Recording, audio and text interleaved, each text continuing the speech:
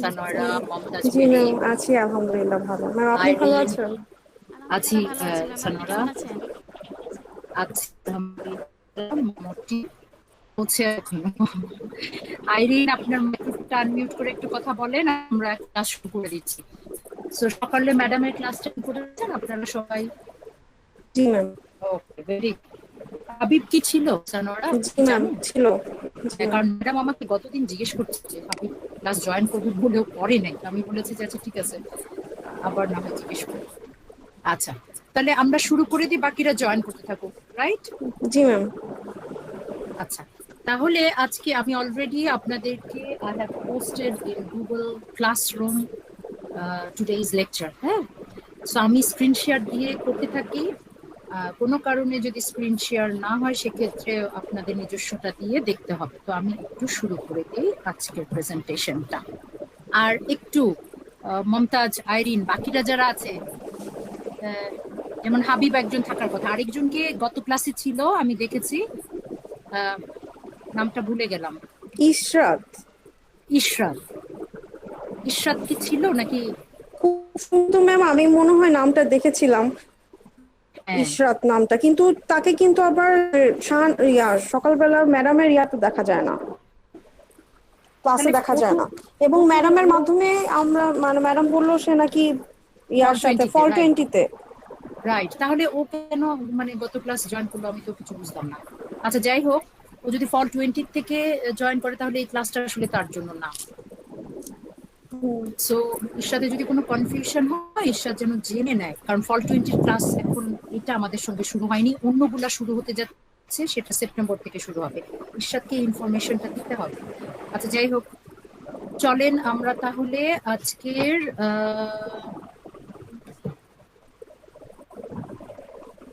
স্ক্রিনটা আমি শেয়ার করছি।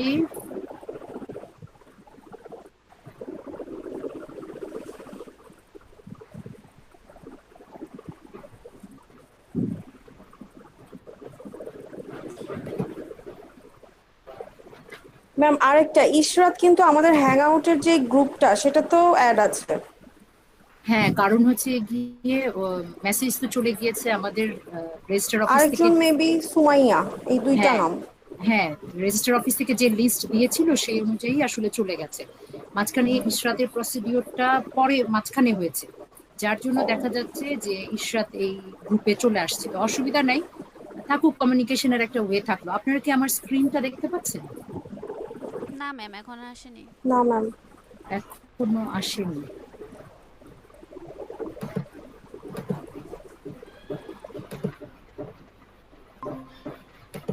এখন?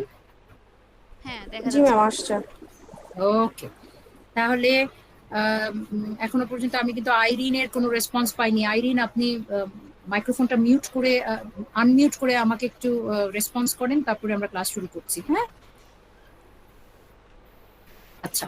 গত ম্যাডাম ক্লাসে, আসসালামু আলাইকুম। ওয়ালাইকুম আসসালাম, ভালো আছেন? এই তো, জি ম্যাডাম, শুনলেও তো ভালো আলহামদুলিল্লাহ লাগে। ভালো আছি। ম্যাডাম আমি মিউট করতে পারছিলাম না, এই জন্য কিছু বলতে পারতেছিলাম না।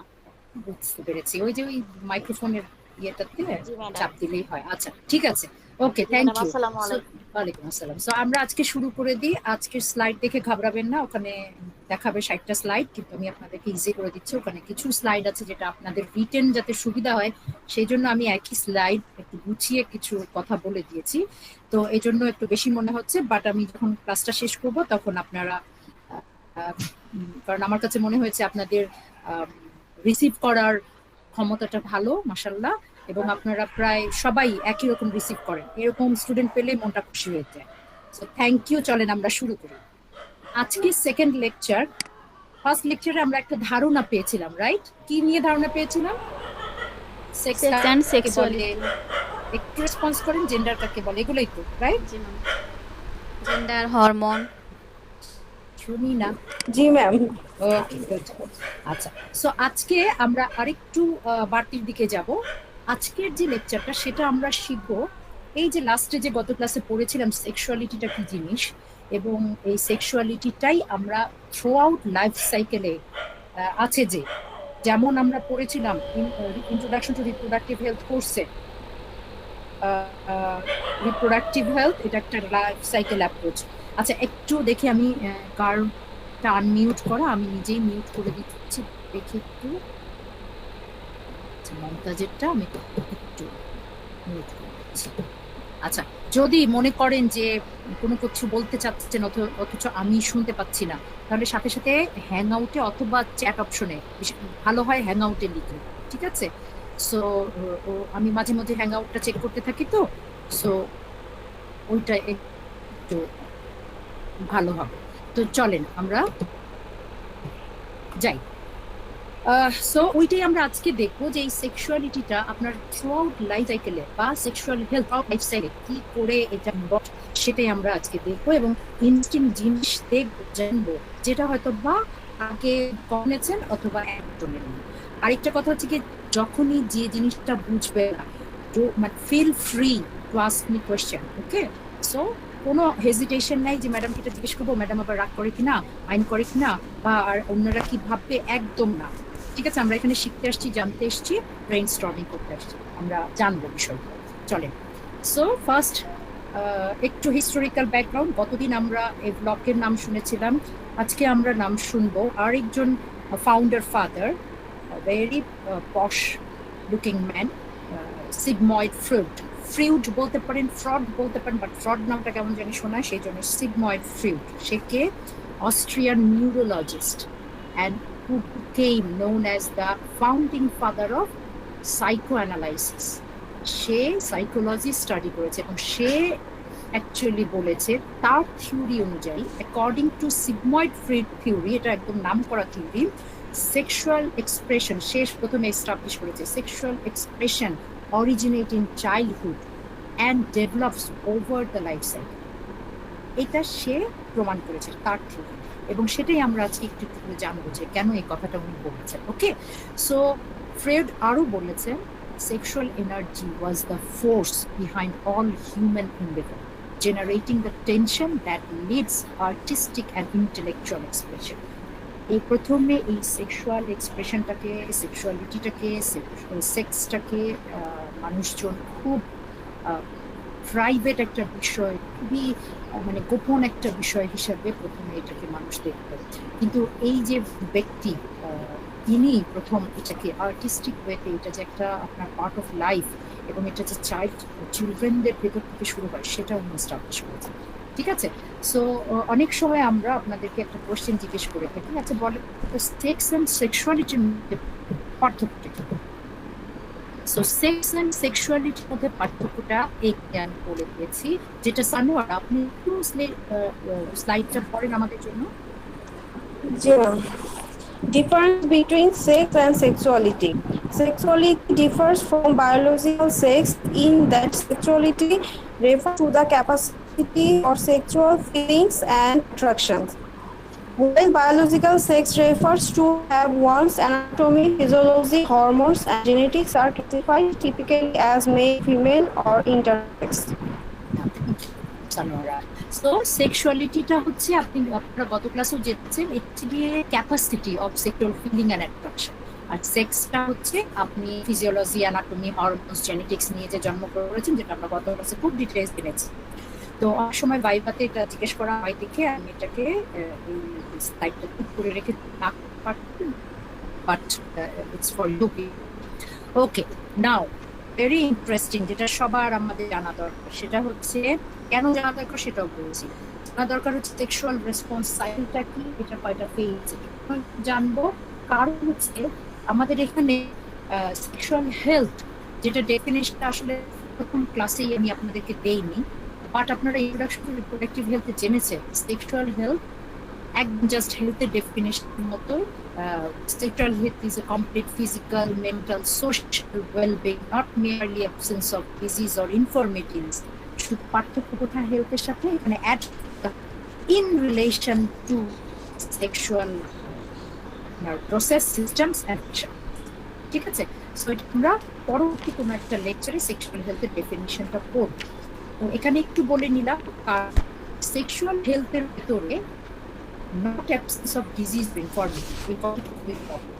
শুধু ভালো অবস্থায় আপনার হেলথ থাকলো, কিন্তু যখন ডিজিজ অর ডিফর্মিটিস গুলো আসবে, ফাংশনস গুলো, সেটাও এখানে সেক্সুয়াল হেলথের ডিসফাংশন গুলো যদি আপনাকে একটু বুঝতে হবে, ডিসফাংশনস গুলো actually related to this sexual response cycle.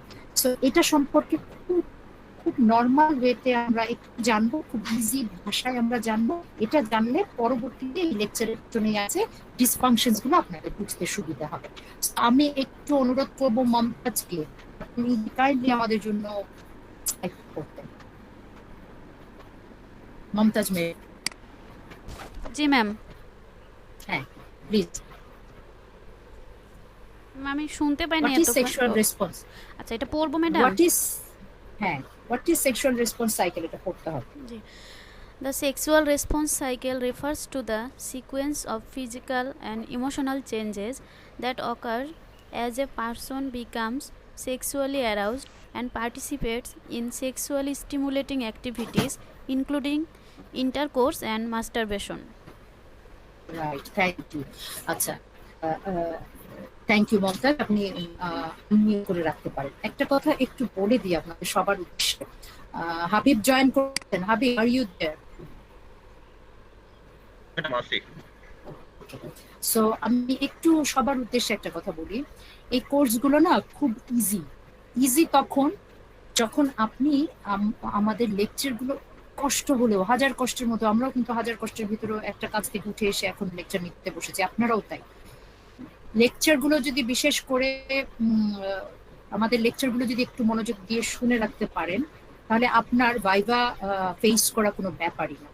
কিন্তু প্রবলেমটা হয় তখনই এবং মাথাটা আওলায় যখনই আপনি লেকচারটা শোনেন না। কারণ আমি লেকচারের ভিতরে স্পেসিফিক উল্লেখ করে দিই কোনটা ভাইভাতে জিজ্ঞেস করি, কোনটা রিটেনের জন্য ইম্পর্টেন্ট এবং কোন পয়েন্টটা জিজ্ঞেস করি।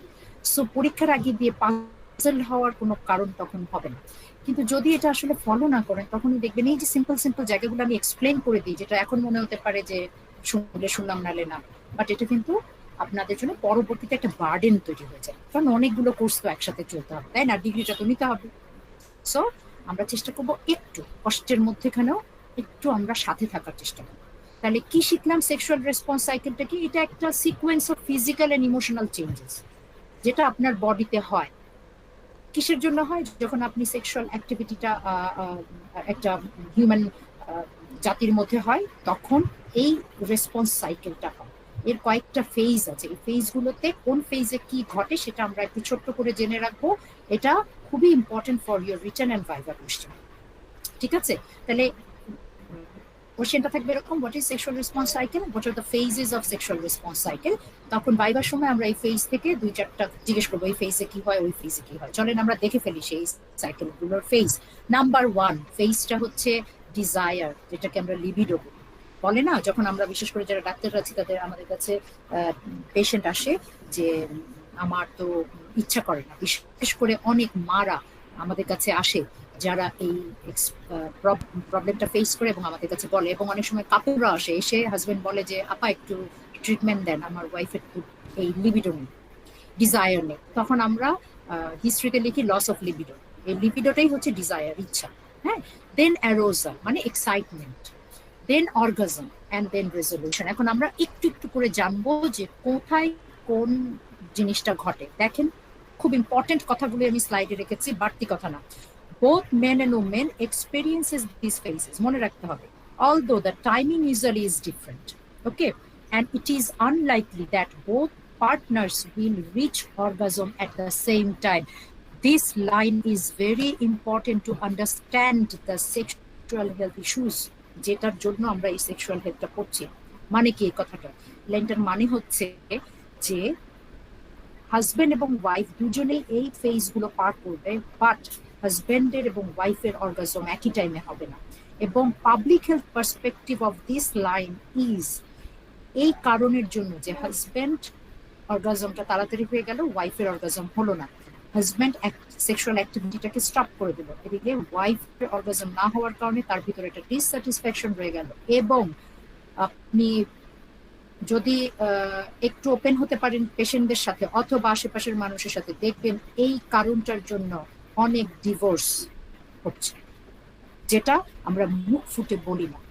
ঠিক আছে? শুধুমাত্র এই একটা কারণের জন্য যে দুজনের অর্গাজম একই টাইমে হবে না, একসঙ্গে হতে পারে, বাট এটা নাও হতে পারে। তখন হাজবেন্ডকে, এটা কাপল কাউন্সেলিং করা হয়, হাজবেন্ডকে বলা হয়, অনেক কাপলদের এই প্রবলেম থাকে, তারা কোথায় যাবে, কার সাথে কথা বলবে, কে এটার এক্সপার্ট, এটা জানা নেই তাদের, এটার অ্যাওয়ারনেস খুব কম আমাদের মধ্যে।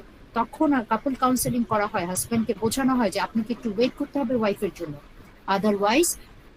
আর একটা বিষয় হচ্ছে এটার সাথে রিলেটেড সোশিও ইকোনমিক ক্যারেক্টারিস্টিক। হয়তো বা সব ফ্যামিলি থেকে এটা সামনে আসবে না, লোয়ার সোশিও ক্লাস থেকে কেউ আপনার কাছে এসে এই প্রবলেম বলবে না, কারণ ওইখানকার women status, women empowerment, women decision making যে ক্যাপাসিটি, সেটা কোনো মানে খুব কম। আর কম থাকার কারণে ওমেনরা এটা নিয়ে কোনো কথা বলবে না ওই সোসাইটিতে। বাট একটু অ্যাফ্লুয়েন্ট, একটু মিডল ক্লাস, একটু আপার সোসাইটিতে এরকম অনেক কাপল আছে যারা এই প্রবলেম নিয়ে ডক্টরদের কাছে যায়, এবং এটার জন্য অনেক ধরনের extra marital affair, family disharmony and divorce হয়। দেখেন একটা লাইন থেকে কতগুলো পাবলিক হেলথ ইস্যু বের হয়ে আসলো। সো আমরা যদি এই ছবিটা দেখি, তাহলে এই ছবিটাতে দেখতে পারবো ডিজায়ার, দেন এক্সাইটমেন্ট উপরের দিকে উঠছে, এক্সাইটমেন্টের পর অর্গাজম হতে একটা স্ট্যাটিক প্ল্যাটু থাকে, এটাকে প্ল্যাটু বলা হয়। এই টাইমে আপনার ব্লাড সাপ্লাই বাড়তে থাকে, এরপরে একটা peak level of sex flush হয়, যেটাকে অর্গাজম বলে, এন্ড দেন আস্তে আস্তে আস্তে আস্তে বডি আবার নর্মাল দিকে চলে আসে। ঠিক আছে, সো এটা আমাদেরকে একটু জানতে হবে। এখন চলেন আমি পরের স্লাইডটাতে যাই। এখানেও কিছু ইম্পর্টেন্ট কথা আছে। ইম্পর্টেন্ট কথাগুলো হচ্ছে the intensity of response and the time spent in each phases varies from person to person. So প্রত্যেকের পার্সনের ক্ষেত্রে এই ফেজগুলোর টাইম ভ্যারি করবে। Many women will not go through the sexual phase in this order. অনেক ওমেনের এই serial maintain নাও হতে পারে। A desire for intimacy may be a motivation for sexual activity in some individual. গত ক্লাসে আমরা হরমোনস পড়েছি, এবং সেই হরমোনস এর ভিতরে হরমোনস আছে দুটো, যারা কিনা সেক্সুয়াল মোটিভেশনে কাজ করে। এই যে সেই মোটিভেশন, যে ডিজায়ার হতে হবে, আমার ডিজায়ার আসবে, এটা সেক্সুয়াল মোটিভেশন, এবং সেটার জন্য আপনার একটা হরমোন প্লে করে, যেটা আমরা গত ক্লাসে পড়েছি। Understanding this differences may help partners better understand one another bodies and response and enhance the sexual experience. So যেটা আমি পাবলিক হেলথ ইস্যু বলেছি, ফ্যামিলি ডিসহারমনি এবং ডিভোর্স, এটা কিন্তু আলটিমেট একটা ইস্যু হয়ে দাঁড়াচ্ছে শুধুমাত্র এই ফেজগুলো না বোঝার কারণে, এই কাপল কাউন্সেলিং না থাকার কারণে। এবং আপনার আমার দেশের এমন কাপল কাউন্সেলিং হয়, মানে এমন কাপল খুব কম যারা নিজেরাই গুগল সার্চ করে এগুলো পড়ে বুঝে ফেলে। আমাদেরই বুঝতে প্রবলেম হয়, তাদেরকে তো বুঝাটা আর একটু সমস্যা হয়ে যায়। আচ্ছা চলে, ফেজ 1 যেটা ডিজায়ার, এটা আমি এখন বলবো আইরিনকে এই স্লাইডটা পড়তে। Irene, please read the slide for us. Madam আসসালামু আলাইকুম। আসসালাম, প্লিজ আপনি স্লাইডটা পড়ুন। স্লাইড দেখা যাচ্ছে না? আমি যে এতক্ষণ দেখতে পাচ্ছিলাম, কিন্তু ওই যে মাইক্রোফোন অফ করতে যে এখন চলে গেছে, আমি বের করতে পারতেছি না ম্যাডাম। মাইক্রোফোন অফ করতে গিয়ে মাইক্রোফোন অফ করবেন কেন? আচ্ছা ঠিক আছে, হাবিব আপনি আছেন, আপনি পড়েন। হ্যাঁ প্লিজ, আপনি স্লাইডটা পড়ুন। Phase 1, desire. This Yes. phase can last from a few minutes to several hours. Number Kiki hoy? muscle tension increases, heart rate quickens, and breathing is accelerated. Blood flow to the genitals increases, vaginal lubrication begins, the Yes. woman's breasts become fuller, and the vaginal walls begin to swell. The Yes. man's testicles swell, his scrotum tightens, and he begins secreting a lubricating liquid. Okay, thank you Habib. So তাহলে আমরা phase 1 থেকে কি বুঝলাম? যখন desire phase, মানে muscle সব আপনার বডির, বিশেষ করে জেনিটালিয়ার যে যত মাসল আছে, অর্গানগুলোর মাসল, এগুলো টেনশন ইনক্রিজ হচ্ছে, হার্ট বিট বাড়ছে, ঠিক আছে। আর জেনিটালিয়াতে কি ঘটছে? জেনিটালিয়ার ছেলে এবং মেয়ে উভয়েরই ব্লাড ফ্লো বেড়ে যাচ্ছে। আর দুটো জিনিস ঘটছে, একটা ছেলেদের ঘটছে, একটা মেয়েদের ঘটছে। মেয়েদের কি হচ্ছে? ভ্যাজাইনাল সিক্রেশন বাড়ছে, তার মানে লুব্রিকেশন হবে, ভ্যাজাইনাল ডিসচার্জ হয়ে, আর হচ্ছে গিয়ে ব্রেস্টটা বিকাম ফুলার অ্যান্ড টাইটেন, এটা হচ্ছে মেয়েদের। আর ছেলেদের কি হচ্ছে? টেস্টিকেলটা সোয়েলেন হচ্ছে, যেহেতু ওখানে ব্লাড সাপ্লাই বাড়ছে, স্ক্রোটাম যেহেতু একটা মাসল থাকে চতুর্দিকে, স্ক্রোটামটা টাইটেন হচ্ছে, এবং ছেলেরাও লুব্রিকেটিং লিকুইড সিক্রেট করতে শুরু করছে for easiness of the activity. So এটা ফেজ 1 শেষ। খুব সিম্পল কথাগুলো রেখেছি যেগুলো আপনারা মনে রাখতে পারবেন। মনে রাখার টেকনিকগুলো শিখতে হবে, যেরকম ওই যে হার্টবিট বাড়ে, ব্রিদিং বাড়ে, শ্বাস প্রশ্বাস বাড়ে, ব্লাড ফ্লো সবার বাড়ছে, আর ছেলেদের দুটো জিনিস হচ্ছে, মেয়েদের দুটো জিনিস হচ্ছে, শেষ, সিম্পল। দেন পরের পয়েন্টটা হচ্ছে গিয়ে the intensity of the response and the time. এটা তো আগেই পড়েছি, এটা কি জন্য আবার আসছে? ওকে, ফেজ 2 সেটা হচ্ছে অ্যারোজাল। সো অ্যারোজালটা আইরিন তো পড়তে পারবে না, তাহলে আমি বলছি আপনারা ম্যাডাম শুনুন, পড়তে আমি পারবো, ওকে ম্যাডাম পড়তে আইরিন পারবো। প্লিজ হ্যাঁ, বের অ্যারোজালটা করে আমাদের জন্য পড়ো। হ্যাঁ। অ্যারোজাল মানে Phase two- excitement, phase 2। phase হ্যাঁ 2 arousal. The changes begun in phase 1 are intensified. Yes, The woman's clitoris become highly sensitive. The man's testicles are wide down up to the scrotum. আচ্ছা Breathing, তারপর heart rate, blood pressure continue to increase. Muscle spasm may begin in the feet, face, and hands. Okay, thank you Irene. তাহলে আমি একটু বুঝিয়ে বলি short করে, সেটা হচ্ছে যে চেঞ্জগুলো ডিজায়ার ফেজে হয়েছে সেগুলো এখানে আরো বেড়ে যাবে, ইন্টেন্সিফাইড বেড়ে যাবে, নাম্বার 1। Number 2, women's clitoris. আপনারা যারা lecture introduction to reproductive health করেছেন, সেখানে রিপ্রোডাক্টিভ অর্গানস গুলো আমরা দেখিয়েছিলাম। সেখানে আপনার মেয়েদের যে মাসিকের রাস্তা, সেটা ঠিক উপরে থাকে হচ্ছে গিয়ে ইউরেথ্রাল অরিফিস, যেটা দিয়ে প্রস্রাব আসে, আর ঠিক তার উপরে থাকে এই ক্লাইটোরিস বলে আমাদের জেনিটাল অর্গানের একটা পার্ট, এক্সটার্নাল পার্ট। সেই ক্লাইটোরিসটা মেইনলি এই সেক্সুয়াল অ্যাক্টিভিটিতেই এটার রোল। সো সেই ক্লাইটোরিসটা বিকাম হাইলি সেন্সিটিভ হয়ে যায় এই টাইমে। এটা সৃষ্টিকর্তার পুরো একটা নিয়ম, একটা সুন্দর একটা আর্টিস্টিক একটা ওয়ে আমাদেরকে দিয়েছে, না হলে জেনারেশন কখনোই আগে বাড়তো না। সো এই জন্যই কিন্তু আল্লাহ তাআলা আমাদেরকে, সৃষ্টিকর্তা আমাদেরকে এমন ভাবে তৈরি করেছেন। আচ্ছা, তাহলে ওমেন্সদের যে ক্লাইটোরিস সেটা হাইলি সেন্সিটিভ হয়, আর সেটার এগেইনস্টে ছেলেদের কি থাকে, টেস্টিস, যেটা স্ক্রোটামের ভেতরে থাকে। টেস্টিস যেটা পেনিসের বিহাইন্ডে স্ক্রোটামের ভেতরে থাকে টেস্টিস। সেই টেস্টিসটা মানে এত টেনশন হয়, মানে পুল করে যে এটা উপরের দিকে উঠে যায়, ঠিক আছে, withdrawn up into the scrotum, উপরের দিকে উঠে যায়। আর ওই যে হার্ট রেট এবং শ্বাস প্রশ্বাস, এটা কন্টিনিউ টু ইনক্রিজ সোজা। আর মাসেল স্পাজম বা মাসেল টেনশন, যেটা আগে ছিল আপনার রিপ্রোডাক্টিভ অর্গান এরিয়াতে, সেটা এখন পায়ের দিকে, ফেসের দিকে, হাতের দিকে, পুরো বডিকে ছড়িয়ে যাচ্ছে। This is the phase 2 or arousal phase বা এক্সাইটমেন্ট ফেজ হলো। তারপরে আমরা যাই, প্রত্যেকবার একই কাজ হচ্ছে, আমি খুবই বিরক্ত, তারপর আমাদের হাসি মুখ করতে হবে। ওকে, নাও ফেজ 3 সেটা হচ্ছে গিয়ে ওই যে দেখেছিলাম অর্গাজম। আমরা এটা মনে আছে?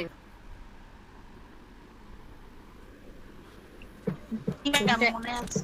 এই যে ছবিটা দেখাই, এক্সাইটমেন্ট বা অ্যারোজ পরে প্ল্যাটু, এই টাইমে আর একটু ইন্টেন্সিফাই হতে থাকে, একটা রেস্ট দিতে থাকে, ঠিক রেস্ট না কিন্তু একটা স্টেডি ওয়েতে যেতে থাকে। এরপরে পিক লেভেলে যাওয়ার জন্য এই স্টেডি ওয়েতে বডিটা যায়। সেইখানে কি হচ্ছে, অর্গাজম হওয়ার সময় যেটা হয় সেটা আমরা একটু দেখে ফেলি। এটা আমি করে দিই আপনাদের জন্য, সবাই আমরা পার্টিসিপেট করি। আচ্ছা, মমতাজ মেরি, আইরিন, বুঝতে কোনো অসুবিধা হলে অবশ্যই আমাকে বলতে হবে, হ্যাঁ, সবার জন্যই প্রসঙ্গটা। ওকে, ভেরি গুড। সো অর্গাজমে কি হয় দেখেন না, সিনেমার ক্লাইম্যাক্স শুরু হচ্ছে, ক্লাইম্যাক্স সম্পূর্ণ রঙিন, এরকম বাংলা সিনেমা বলতো না, সে সেক্সুয়াল রেসপন্স সাইকেলের ক্লাইম্যাক্স হচ্ছে এই অর্গাজম, ঠিক আছে। It is the shortest of all phases and generally lasts only for few seconds. And human body security study করা হয় তাহলে, এবং আপনাদের সবার আমাদের ধর্মে বলাও আছে যে এটা হচ্ছে গিয়ে হেভেনলি একটা অনুভূতি একটা হিউম্যান বডিতে দিয়ে রেখেছে সৃষ্টিকর্তা, ঠিক আছে।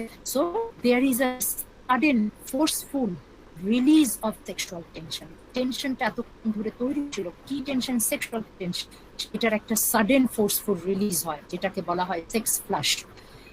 ওমেনদের ক্ষেত্রে কি হয়, muscles of the vagina contract, ভ্যাজাইনার যে মাসেলগুলো এটা কন্ট্রাক্ট করে, কন্ট্রাক্ট মানে সংকুচিত। The uterus also undergo rhythmic contract, uterus বডির ভিতরের যে উপরে জরায়ু, সেটাও একটা রিদমিক কন্ট্রাকশন হয়। ছেলেদের rhythmic contraction of muscle at the base of the penis. পেনিসের বেস মাসল গুলো কন্ট্রাকশন হয়। কিসের জন্য এই কন্ট্রাকশন হয় ছেলেদের? Result in the ejaculation of semen. এই সিমেন ইজাকুলেশনের জন্য, সিমেন বের হওয়ার জন্য। ঠিক আছে, তো সিমেন তো আমরা বুঝি বাংলায় বলে বীর্য। সো আর সেক্স ফ্লাশ এই হচ্ছে অর্গাজম। এই সিম্পল আমরা মনে রাখবো এবং সুন্দর করে আমরা ভাইভাতে বলবো। আচ্ছা, লাস্ট ফেজ এখন হচ্ছে গিয়ে relaxation, resolution, bring back to normal. এই ফেজটাতে বলা হচ্ছে during this phase body slowly return to its normal level of hunger. এবং এটার ইম্পর্টেন্ট কয়েকটা পয়েন্ট আছে যেটা বলছি। some women are capable of a rapid return to the orgasm phase with further sexual stimulation and may experience multiple orgasm. এটা আপনাদের খুব important একটা পয়েন্ট। বলা হচ্ছে যে রেজলিউশন ফেজের ভিতরেও ওমেনরা যদি রেজলিউশন ফেজে এসে যায় একবার অর্গাজমের পরে, আবার সেক্সুয়াল স্টিমুলেশন পায়, তারা আবার অর্গাজমে যেতে পারে, মাল্টিপল অর্গাজমে যেতে পারে। But for men need recovery time after orgasm called a refractory period during which they cannot reach orgasm again. This is very important. অনেক সময় ক্রাইম অ্যাক্টিভিটি, মনে রাখবেন এটা জানার কি দরকার, যারা আমরা মেডিকেলে পড়ি তার আমরা ফরেন্সিক পড়েছি, কিন্তু অনেক সময় criminal activity, sexual assault, allegation, অনেক সময় মেয়েরাও এলিগেশন দেয় ছেলেদের উপরে যে আমাকে জোর করে রেপ করেছে। So these are the factors, তখন অ্যানালাইসিস করা হয় যে সম্ভব কিনা, একটা ছেলের পক্ষে সম্ভব কিনা বারবার অর্গাজমে যাওয়া। সো এগুলো অনেক ম্যাটার থাকে। সো ক্রিমিনাল অ্যাক্টিভিটিতে এগুলো ডিসকাস করা হয়, অ্যানালাইসিস করা হয়। During the duration of refractory period varies among men and changes with age. তাহলে এই যে রিফ্র্যাক্টরি পিরিয়ড, যখন মানুষ ছেলেদের একটা সময়ের প্রয়োজন হয় আবার স্টিমুলেশন নিতে, তো সেটা ভ্যারি করে ছেলে টু ছেলে এবং এইজের সাথেও ভ্যারি করে। তাহলে হয়ে গেল আমাদের 4টা ফেজ, আমরা সেক্সুয়াল রেসপন্স সাইকেল পড়ে ফেললাম। সুন্দর। এখন চলেন আমরা নেক্সট স্লাইডটাতে যাই। আশা করি এইটাতে আপনাদের কোনো প্রবলেম হয়নি বুঝতে, ঠিক কিনা? Yes or no? জি ma'am. Okay, very good. So আপনাদেরকে পড়াতে আমার খুব ভালো লাগে, সত্যি কথা যেটা। আচ্ছা, সো দেখেন এরপরে আমরা যেটা জানবো এটা হচ্ছে ইন্টারেস্টিং। আপনারা এইটার মাধ্যমে কিছু জিনিস জানতে পারবেন যেটা আমরা হয়তো বা আগে অল্প জানতাম অথবা একদমই জানতাম না। যেটা হচ্ছে সিগময়েড ফ্রয়েডের shape theory, sexuality and age. তো চাইল্ড সেক্সুয়ালিটি বলে সিগময়েড ফ্রয়েড যে থিওরিটা দিয়েছে সেটা আমরা এখন জানবো। যেটা পড়বো সেটা চাইল্ড সেক্সুয়ালিটির থিওরি।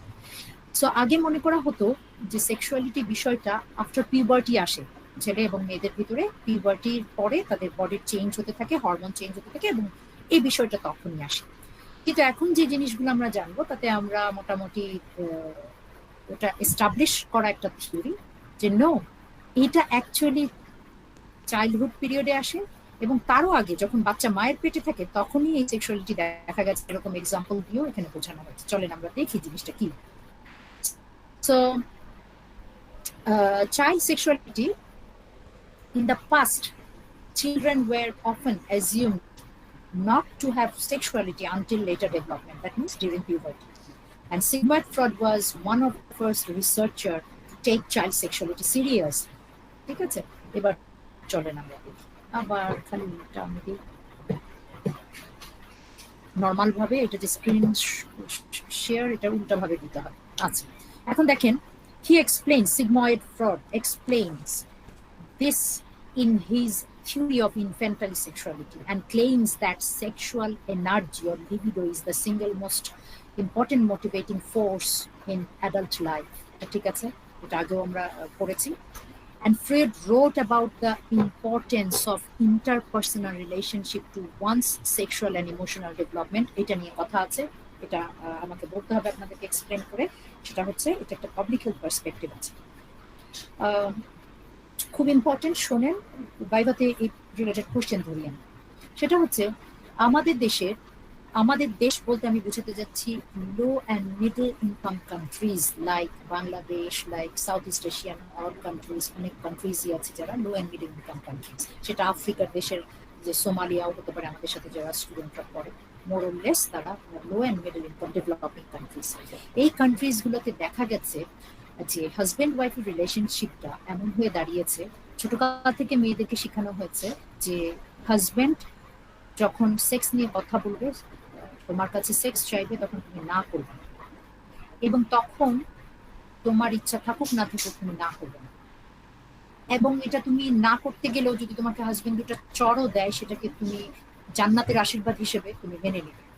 মানে আমি বলছি যে জিনিসগুলো শেখানো হয়েছে, হ্যাঁ, মেয়েদের।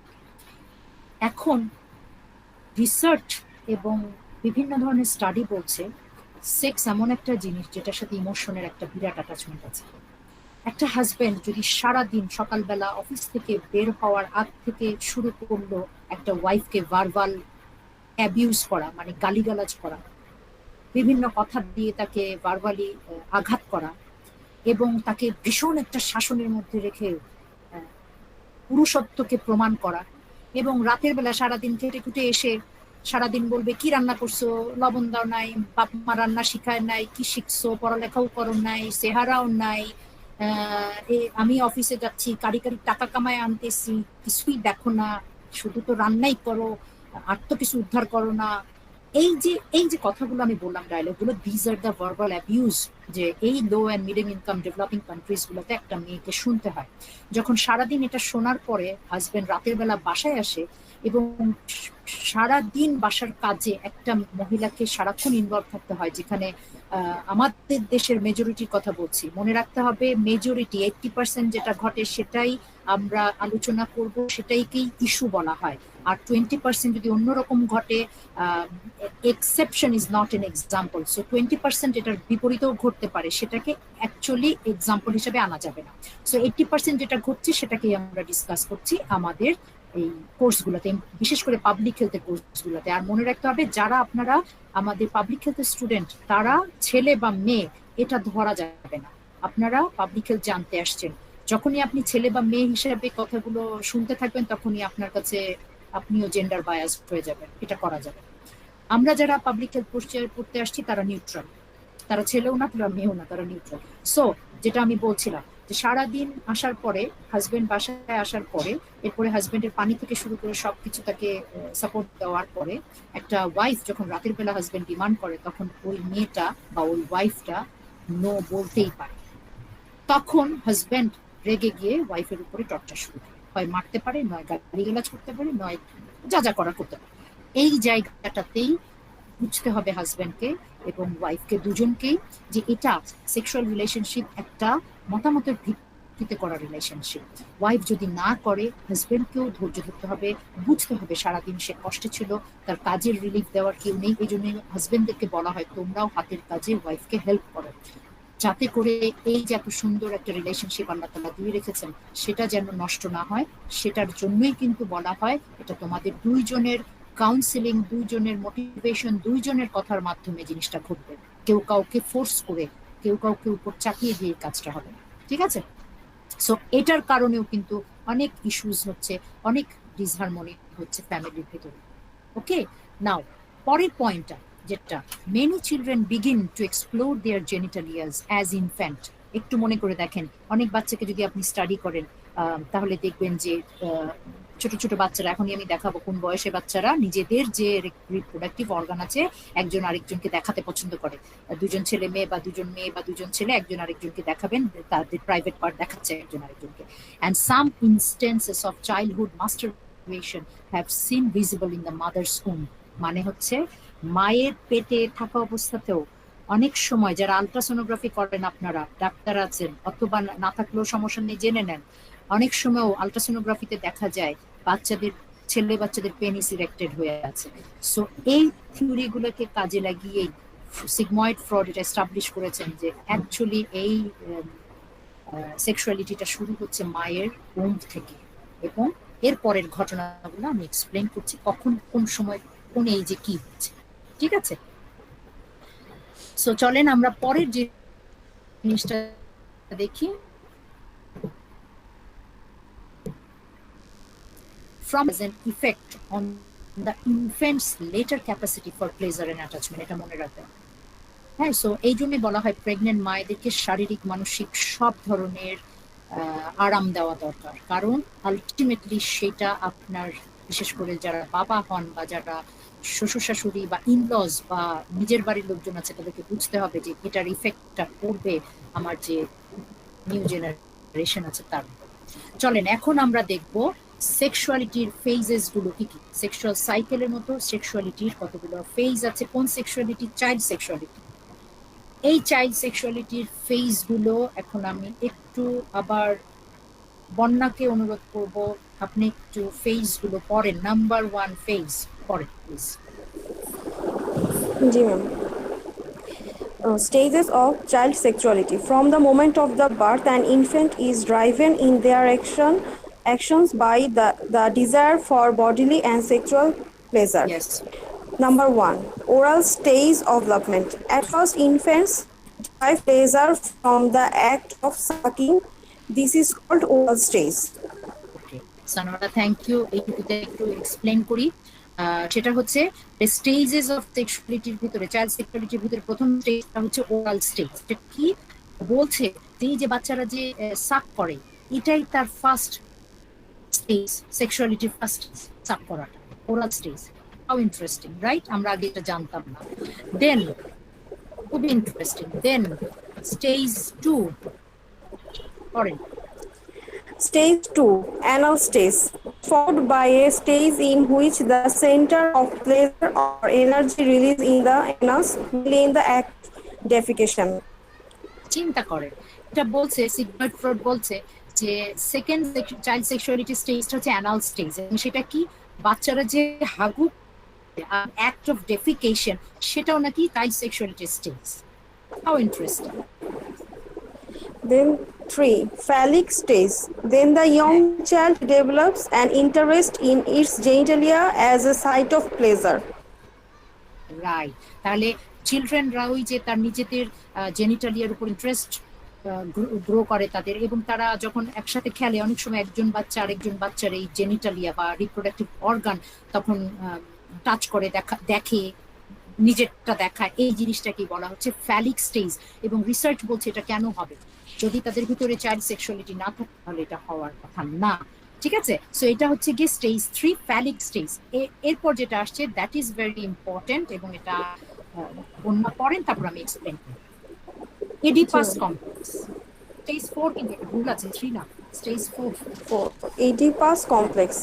The child then develops a deep sexual attraction for the parent of the opposite sex and a hatred of the parent of the same sex. Same sex. তারপর This gives rise to socially derived feelings of guilt in the child, who eventually recognizes that it can never supersede the stronger parent. ঠিক আছে বোনা, thank you. এখন আমরা শুনে নেন যারা সবাই ইডিপাস কমপ্লেক্স, এটা আমরা কিন্তু ভাইভাতে অহরহ জিজ্ঞেস করি। ইডিপাস কে? আপনারা একটু কেউ একজন বলতে পারবেন ইডিপাসটা কে? নাম করা একজন। মঞ্চ নাটকে যাদের ইন্টারেস্ট আছে তাদেরকে একটু হিন্টস দিয়ে দিন। ইডিপাস গ্রিক কিছু একটা। জানি না ম্যাম।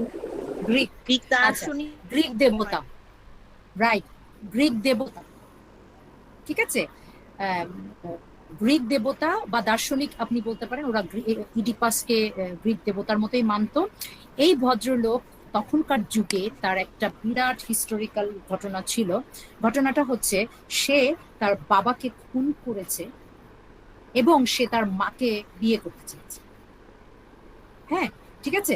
সো এই যে সে তার প্যারেন্টের ভেতরে অপোজিট সেক্সের প্রতি, মানে মায়ের প্রতি তার অ্যাট্রাকশন এবং তাকে বিয়ে করতে চেয়েছে, এবং সেই কারণে সেম সেক্স প্যারেন্ট মানে বাবাকে সে খুন করেছে। এই যে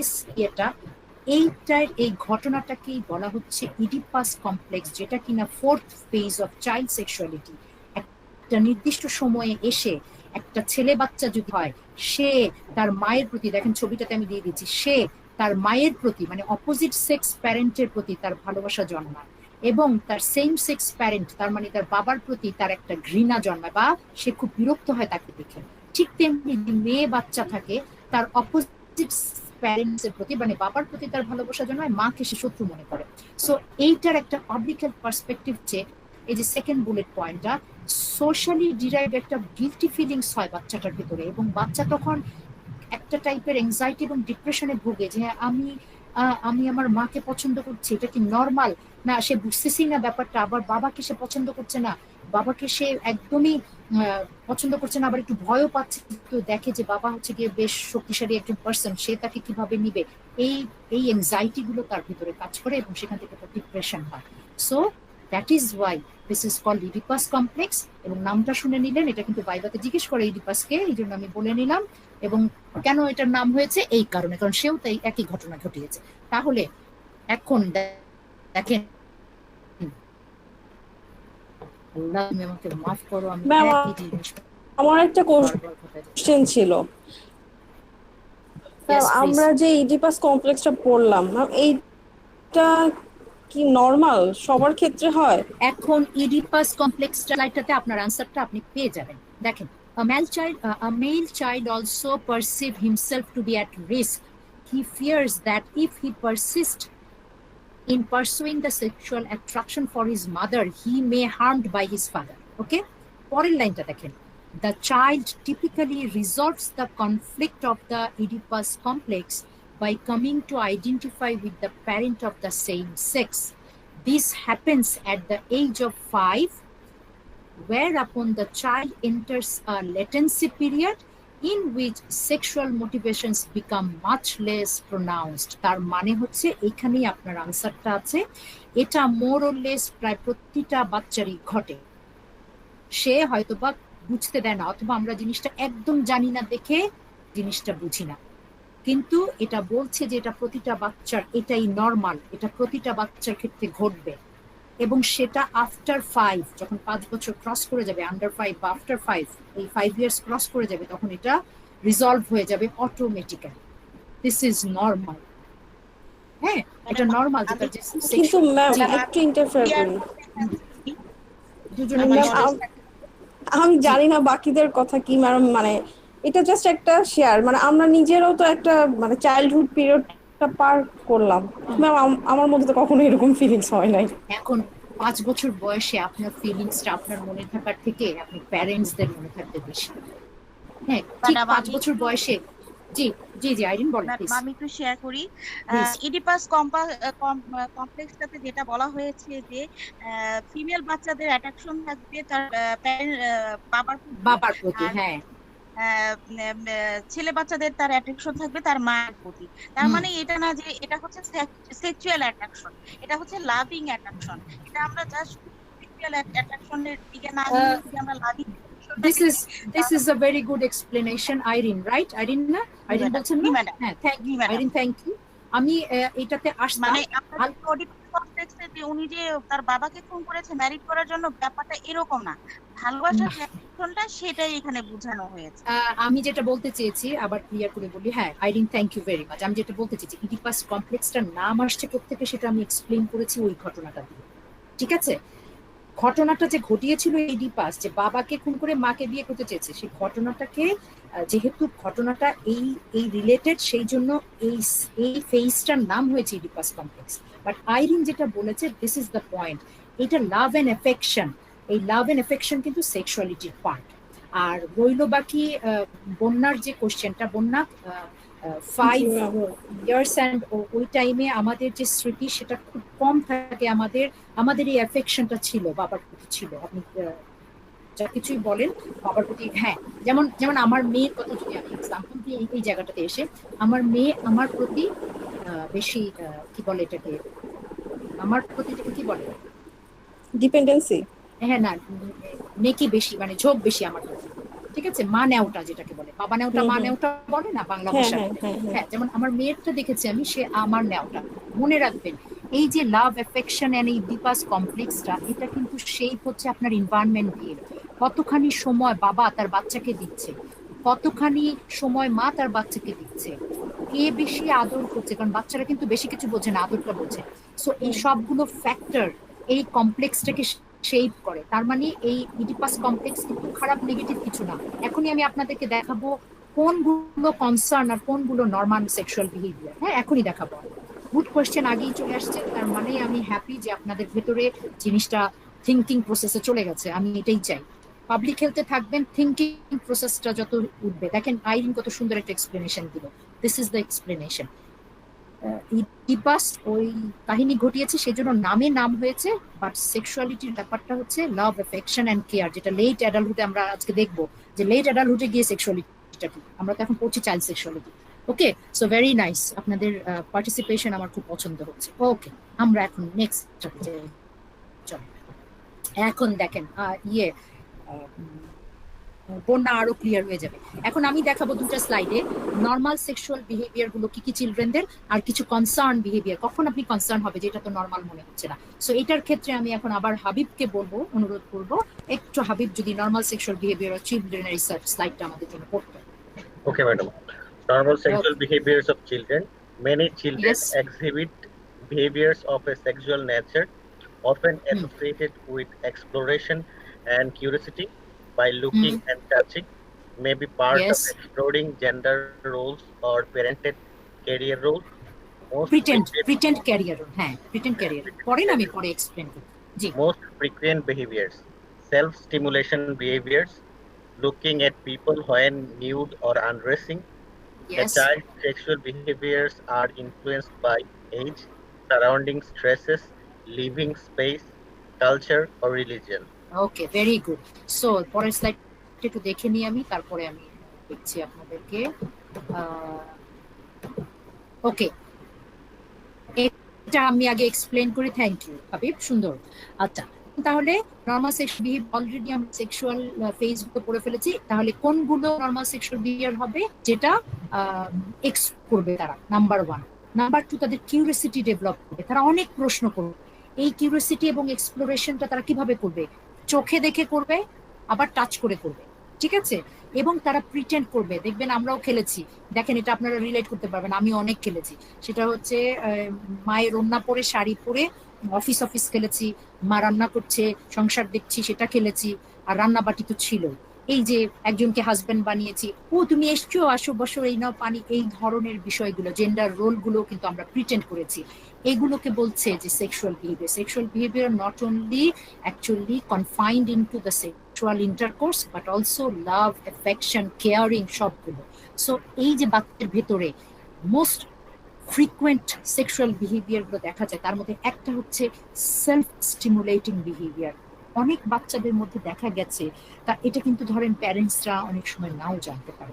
অনেক বাচ্চাদের মধ্যে দেখা গেছে যে তারা কোনো একটা কিছু দিয়ে হয় তাদের অর্গানগুলোকে টাচ করছে, অথবা নিজেরা আঙ্গুল দিয়ে টাচ করছে, অথবা দেখবেন রাব করছে। এটা কিছুই না, এটা হচ্ছে কি খুব ন্যাচারাল নর্মাল ফেনোমেনা, এটা মনে রাখতে হবে। কখন কনসার্নে আসবে আমি দেখাবো। এরপরে looking at people when they are nude or undressing, ওটা যদি তাকায় আপনি বুঝতে পারবেন যে এটা কোয়াইট নর্মাল, কারণ সে তার কিউরিসিটি ডেভেলপ করেছে, ঠিক আছে? একটা অ্যাডাল্ট বডি দেখার কিউরিসিটিটা দেখবো। এই জন্য বলা হয় চাইল্ড প্যারেন্টিং এর ভিতর বলা হয় বাচ্চার সামনে কখনো বাবা বা মা ড্রেস চেঞ্জ করবে না, ড্রেস চেঞ্জটা করবে আলাদা জায়গায়, ঠিক আছে? হ্যাঁ, এখন এখানে প্রশ্ন হতে পারে আরেকটা, তাহলে ড্রেস চেঞ্জ করবে না করলে বাচ্চারা দেখবে এটি নর্মাল, সো আপনি ড্রেস চেঞ্জ করবেন না। এই সেক্স এডুকেশনটা আমি একটু পরে আরেক স্লাইডের প্রশ্নে আছে, সেক্স এডুকেশনটা বাচ্চাদেরকে দিতে হবে ভিন্নভাবে, এটা আমি একটু ডিসকাস করবো, সেটা পরে। এটুকু এক থেকে জেনে নেবে। আর ওই যে বলেছি যে চাইল্ড সেক্সুয়াল বিহেভিয়ার ডিপেন্ড করবে এইজের উপরে, সারাউন্ডিং এনভায়রনমেন্টের উপরে, লিভিং স্পেস, কালচার এন্ড রিলিজিয়নের উপরে, ঠিক আছে? সো আমাদের দেশের কালচার রিলিজিয়ান আমাদের দেশে বলে না যে তুমি বাচ্চার সামনে ড্রেস চেঞ্জ করো, এরকম অনেকগুলো বিষয় আছে যেগুলো আমরা ডিসকাস করবো না। আমাদের দেশের কালচার, দেশের রিলিজিয়ান, অনেক কিছু পার্সপেক্টিভ। এখন চলেন আমরা আরেকটা স্লাইডে একটু দেখে ফেলি। 2 to 5 years old এর ভেতরে নর্মাল সেক্সুয়াল বিহেভিয়ার গুলো অলরেডি যেগুলো বলেছি এটা আমি করে দিচ্ছি আপনাদের জন্য। স্ট্যান্ডস টু ক্লোজ, এটা তাদের normal sexual behaviour.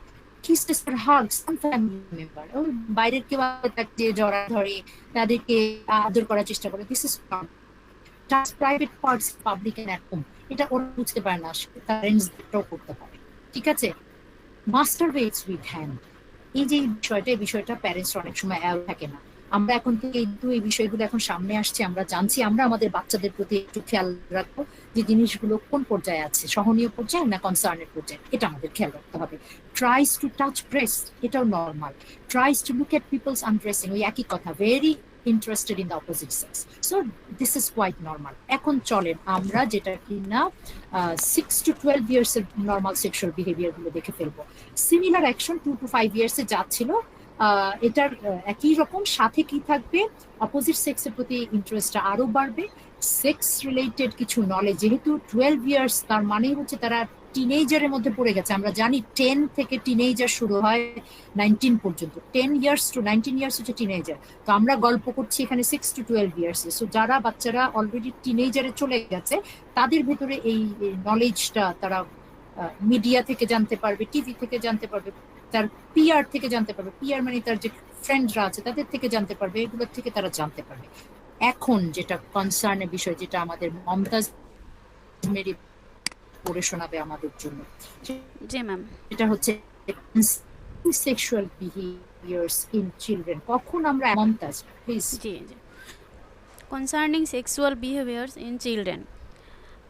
Yes. Other children complain continues despite Yes. requests to stop. Children sexualize non-sexual things, behaviors that involve Yes. coercion, put mouth on Yes. sex parts, ask to engage in sex Yes. acts, masturbate with object Yes. or interest object in vagina, make sexual sounds, Insert objects in vagina. insert objects in vagina, make sexual sounds, touch animal sex parts, intimate intercourse, French kiss.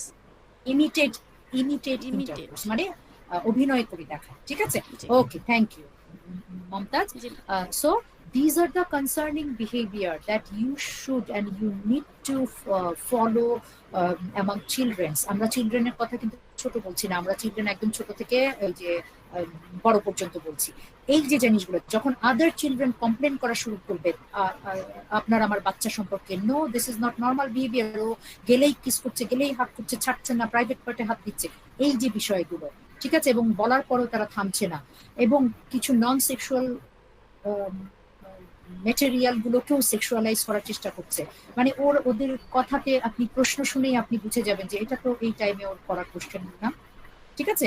এটা being a parent আপনি কিন্তু জেনে যাবেন যে এই বয়সে তো ওর এই কোশ্চেন করার কথা না। এখন আপনার বাচ্চা যদি 6 years old এসে মাস্টারবেশন কি জিনিস আপনার কাছে জানতে চায়, সো আপনাকে তখন মাথায় রাখতে হবে যে যেহেতু ওদের স্ক্রিন টাইম আছে এবং স্ক্রিনে থাকে ইউটিউব, এগুলো তখন আপনাকে কনসাস হতে হবে যেগুলোর পাসওয়ার্ড দেওয়া আছে কিনা, কোনো ধরনের ফিল্ম দেখলো কিনা যেখানে এই শব্দটা ইউজ করা হয়েছে, মানে এই জিনিসগুলো আপনাকে কনসার্ন হতে হবে, ঠিক আছে? কনসার্ন মানে এই না যে আমার বাচ্চা বকে গেছে, তা না, আপনাকে একটু কনসার্ন হয়ে আপনাকে জিনিসগুলোকে মোটিভেট করতে হবে, এবং সে যদি জানতে চায়, একান্ত যদি আপনাকে প্রশ্ন করে ফেলে, এজ অ্যাপ্রোপ্রিয়েট সেক্স এডুকেশন দিতে হবে। ওই বাচ্চার জন্য মাস্টারবেশন জানা যেটা দরকার ওইটুকুই আপনি শুধু জানাবেন, আপনার আর কিছু এক্সপ্লেন করার দরকার নেই। আবার যে বাচ্চা টিনেজারে চলে গেছে 10 years to 19 years, সেইখানের ভেতরের বাচ্চাকে আপনাকে আরেকটু জ্ঞান দিতে হবে। সো এগুলো এজ অ্যাপ্রোপ্রিয়েট সেক্স এডুকেশন বলা হয়। দিয়ে তাকে একটা সাপোর্ট দিয়ে, তাকে বকাবকি করা যাবে না, নষ্ট হয়ে গেছে এগুলো বলা যাবে না, সুন্দর করে আমাদেরকে তাকে এই জ্ঞানটা দিয়ে বের করে আনতে হবে, ঠিক আছে? সো আশা করি আপনারা কিছুটা হলেও ক্লিয়ার হয়েছেন। আমরা এরপরে পরের স্লাইডটাতে যাচ্ছি। তাহলে চাইল্ড সেক্সুয়ালিটি নিয়ে মোটামুটি আমরা পাবলিক হেলথ ইস্যু কি কি নিয়ে হতে পারে সেগুলো জেনে ফেলেছি, নর্মাল কোনগুলো সেগুলো জেনে ফেলেছি। এখন আসি অ্যাডোলেসেন্ট সেক্সুয়ালিটি। এটা আমি পড়ানোর আগে আপনারা বলে ফেলতে পারবেন কেন, আমি বলি আপনাদেরকে একটু। দেখেন, adolescent sexuality refers to sexual feelings, behaviour and development in adolescence. তাহলে তিনটা জিনিস আমরা অ্যাডোলেসেন্ট সেক্সুয়ালিটির মধ্যে পাচ্ছি। Adolescent sexuality refers to sexual feelings, অ্যাডোলেসেন্টদের মধ্যে থাকবে যেহেতু তারা হিউম্যান বিং, তাদের সেটা রিলেটেড বিহেভিয়ার, তারা কি ধরনের বিহেভ করছে, এবং তাদের যে সেক্সুয়াল ডেভেলপমেন্ট হয় অ্যাডোলেসেন্ট সেক্সুয়ালিটির ভিতরে, সেইটা এটার ভিতরে ইনক্লুডেড, এবং এটাও একটা normal stage of human sexuality. কি কি হতে পারে এটা, অ্যাডোলেসেন্ট সেক্সুয়ালিটির আমাদেরকে কি কি কনসার্নে রাখতে হবে? Sexuality and sexual desire usually begins to intensify along with the onset of puberty. কারণ আপনারা সবাই জানেন এই জায়গাটায় যখন আপনাদেরকে আমি বাইবার প্রশ্ন করবো তখন ছোট্ট করে জানতে চাইতে পারেন অনেক সময়, আচ্ছা বলো তো অ্যাডোলেসেন্ট একটা ছেলে আর অ্যাডোলেসেন্ট একটা মেয়ের কি কি বডি চেঞ্জ হয়? খুব সিম্পল। অথবা কি কি চেঞ্জ? খুব সিম্পলের ভিতরে এভাবে বলতে হবে, ছেলেদের হিট বাড়ে, চেস্ট চওড়া হয়, মোচ হয়, রাইট? অ্যাডাম কাপল ডেভেলপ করে, ভয়েস চেঞ্জ হয়। আর ছেলেদের মেইনলি মাথা শক্তিশালী হয়। এই হয়ে গেল ছেলেদের চেঞ্জ। আর মেয়েদের চেঞ্জ এটার জন্য পড়া মনে রাখার দরকার নেই, একটা বাচ্চাকে আমরা বুঝতে পারি। মেয়েদের কি হয়, মেয়েদের ক্ষেত্রে যেটা হয়, মেয়েরও হাইট বাড়ে, ওয়েট বাড়ে, মেয়েদের ব্রেস্ট ডেভেলপমেন্ট হয়, মেয়েদের রিপ্রোডাক্টিভ অর্গান ডেভেলপ হয় সাইজে, ছেলেদেরও রিপ্রোডাক্টিভ অর্গান এখানে ডেভেলপ হয় সাইজে। মেয়েদের ফ্যাটটা ডিপোজিশন বেশি হয়, ছেলেদের হয় মাসল প্রমিনেন্ট, মেয়েদের হয় ফ্যাট ডিপোজিশন। প্লিজ এই পয়েন্ট একটু মনে রাখার চেষ্টা করো, ছেলেদের হয় মাসল প্রমিনেন্ট, মেয়েদের হয় ফ্যাট ডিপোজিশন। আরেকটা হচ্ছে গিয়ে মেয়েদের মেনস্ট্রুয়েশন শুরু হয়, ছেলেদের ওয়েট ড্রিম শুরু হয়। ওয়েট ড্রিম মানে ছেলেদের বীর্যপাত হয় হঠাৎ করে, sudden ejaculation of sin is known as wet dream. এটা নিয়ে আমাদের দেশে ট্যাবু আছে। যদি কোনো ছেলের ওয়েট ড্রিম হয় অ্যাডোলেসেন্ট পিরিয়ডে, তাহলে ছেলের অনেকে মনে করে কোনো অসুস্থ। নাম্বার টু হচ্ছে গিয়ে এই ছেলেটা নষ্ট হয়ে গেছে, সে কারোর সাথে কোনো ফিজিক্যাল রিলেশনশিপ হয়েছে, না হলে এটা হবে কেন। 3 নাম্বার হচ্ছে যে ছেলেটার কোনো ধরনের সাইকোলজিক্যাল প্রবলেম হচ্ছে, এভাবে এটাকে ডাউন করা হয়। তো তাকে একটা ছেলে যখন ওয়েট ড্রিম সে খুব ভয় পেয়ে যায়, এটা কি হলো, তখন ওই ছেলেটাকে, এবং একটা মেয়ের যখন মেনস্ট্রুয়েশন হয় নিজেকে দিয়ে চিন্তা করতে পারেন, তখন একটা মেয়েও কিন্তু ঘাবড়ে যায়। তখন as a parent, as a brother, as a sister, family মেম্বারদের কাজ হচ্ছে তাকে নিয়ে বসে একটু কাউন্সেলিং করা। This is a very normal change in your body and you are entering into your puberty stage and you need to complete this stages because of your maturation. So simple. এবং তখন বাচ্চাটা আশ্বস্ত হলো, okay right, white, this is normal. তাহলে আমাকে বলেছে শুধুমাত্র একটু হাইজিন মেনটেন করে চললে আমি সুস্থ, আমাকে কোনো ভিটামিনও খেতে হবে, আমাকে কিছু করতে হবে না, আমার কোনো গিল্টি ফিলিংসও নেই যে আমি কি কোনো কিছু করলাম খারাপ কিছু। এটা ছেলেদের ভিতরে কষ্ট হয়। ঠিক মেয়েদের ভিতরে মেনস্ট্রুয়েশন নিয়ে তারা খুব ডিপ্রেস থাকে, এই টাইমে হরমোনের কারণে তাদের ডিপ্রেশনও তৈরি হয়। সো তখন মেয়েদেরকেও কাউন্সেলিং করতে হয়, দিস ইজ ভেরি নর্মাল। হ্যাঁ, আর দেখবেন আপনারা যে আজকাল অ্যাড দেখায় এটাকে সোসাইটিকে, কমিউনিটিকে অ্যাওয়্যার করার জন্য, যে এই সাবজেক্ট আপনারা পড়তে আসছেন পাবলিক হেলথ, সেই কমিউনিটিকে অ্যাওয়্যার করার জন্য স্যানিটারি প্যাড নিয়ে অ্যাড দেখায়। বাবা মেয়েকে স্যানিটারি প্যাড কিনে দিচ্ছে, বা ওই মেয়েটার মা ছিল না, মেয়েটা কনফিউশনে ছিল বাবাকে বলবে কিনা, বাবা কিনে দিয়ে স্যানিটারি প্যাড কিনে দিচ্ছে। ফ্রেন্ড, ছেলে ফ্রেন্ড সাথে সে পিরিয়ড নিয়ে নরমাল ভাবে কনভারসেশন করেছে, এবং এমন পর্যায়ে এটা কনভারসেশন ছেলে বন্ধুকে সাথে নিয়ে গিয়েও you can purchase sanitary pad. হ্যাঁ, কোথায় সতর্ক হতে হবে, এই অ্যাডোলেসেন্টদেরকে যখন এই বডিলি চেঞ্জ হয়, তার মানে হচ্ছে both are capable for reproduction. ছেলেটাও স্পার্ম দিয়ে প্রোডাকশন ঘটাইতে পারবে এবং মেয়েটাও প্রেগনেন্ট হতে পারবে। এই টাইম অ্যাডোলেসেন্টদেরকে এই বডি চেঞ্জের পাশাপাশি তাদেরকে যে কাউন্সেলিং করতে হয় সেটা হচ্ছে যে তোমার হাতে দুটো রাস্তা আছে। ডান দিকের রাস্তা বলছে তুমি স্বাভাবিক লাইফ লিড করবে, নর্মাল ডায়েট খাবে, এক্সারসাইজ করবে, পড়াশোনার দিকে ঝোঁক থাকবে, এবং বিভিন্ন ধরনের ব্রেইনস্টর্মিং এবং ভালো ভালো কাজিং, সেটা ভলান্টিয়ার হতে পারে বিভিন্ন। আরেকটা যে বাম হাতের দিকে গেছে, সেই পথটা হচ্ছে কিছু খারাপ বন্ধু, তোমার ড্রাগস, তোমার সিগারেট, তোমার অ্যালকোহল, ইয়াবা, এগুলো হচ্ছে তোমার বাম দিকের পথ। এখন তোমাকে আমি কাউন্সেলিং করে দিলাম, বাম দিকের পথে গেলে তুমি আলটিমেটলি যেখানে যে পৌঁছবে সেখান থেকে তুমি ব্যাক করতে পারো, তোমার লাইফ শেষ হয়ে যেতে পারে। আর ডান দিকের পথ যেটা আমি তোমাকে বললাম সেটা তোমাকে অনেক দূর নিয়ে যাবে। এবং এই কিউরিসিটি গুলো যদি তোমার ভিতরে থাকে, তুমি জিজ্ঞেস করবে প্রশ্ন, বাট কখনো এক্সপেরিমেন্ট করতে যাবে না কোনো ফ্রেন্ডের কথা শুনে যে চল তো দেখায় একটা সেক্স ওয়ার্কারের কাছে নিয়ে গিয়ে সেক্স ভাবে করতে হয়। এরকম ফ্রেন্ড অনেক আছে অ্যাডোলেসেন্টদের আশেপাশে। সো এই দুটো পথ তাদেরকে বলে দিতে হয়। এই যে কথাগুলো বললাম, এই কথাগুলো তাদের কি থেকে প্রিভেন্ট করবে? Unwanted pregnancy, sexually infected disease, এবং তাদের sexual abusive behaviour by opposite sex, মানে সেক্সুয়াল অ্যাবিউস, এই জিনিসগুলো থেকে তাদেরকে রক্ষা করবে। এবং এই প্রতিটা কথা এই অ্যাডোলেসেন্ট সেক্সুয়ালিটির মধ্যেই পড়বে। ঠিক আছে, চলেন তাহলে এতগুলো কথা বললাম, আমি এই এখন স্লাইডে খালি এগুলাই আছে, আমি আপনাদেরকে দেখিয়ে দিচ্ছি। দেখেন, adolescents also face some risks as their sexuality begins to transform. What are those risks? যেটা অলরেডি বলে ফেলেছি, সেটা হচ্ছে ইমোশনাল ডিস্ট্রেস। অনেক অ্যাডোলেসেন্টরা যেহেতু তারা ফেসবুকে আছে, সোশ্যাল মিডিয়াতে আছে, তারা দেখে যে মেয়েদেরকে কিভাবে হ্যারাস করা হয়, রেপ করা হয়, তারা অনেক সময় ফেয়ার ভয়ের মধ্যে থাকে যে আমাকে অ্যাবিউজ করা হবে। এটা একটা তাদের রিস্ক থাকে। আর যেগুলো আমি বললাম, সেক্সুয়ালি ট্রান্সমিটেড ইনফেকশনস, প্রেগন্যান্সি হতে পারে, এগুলো ঠিক আছে।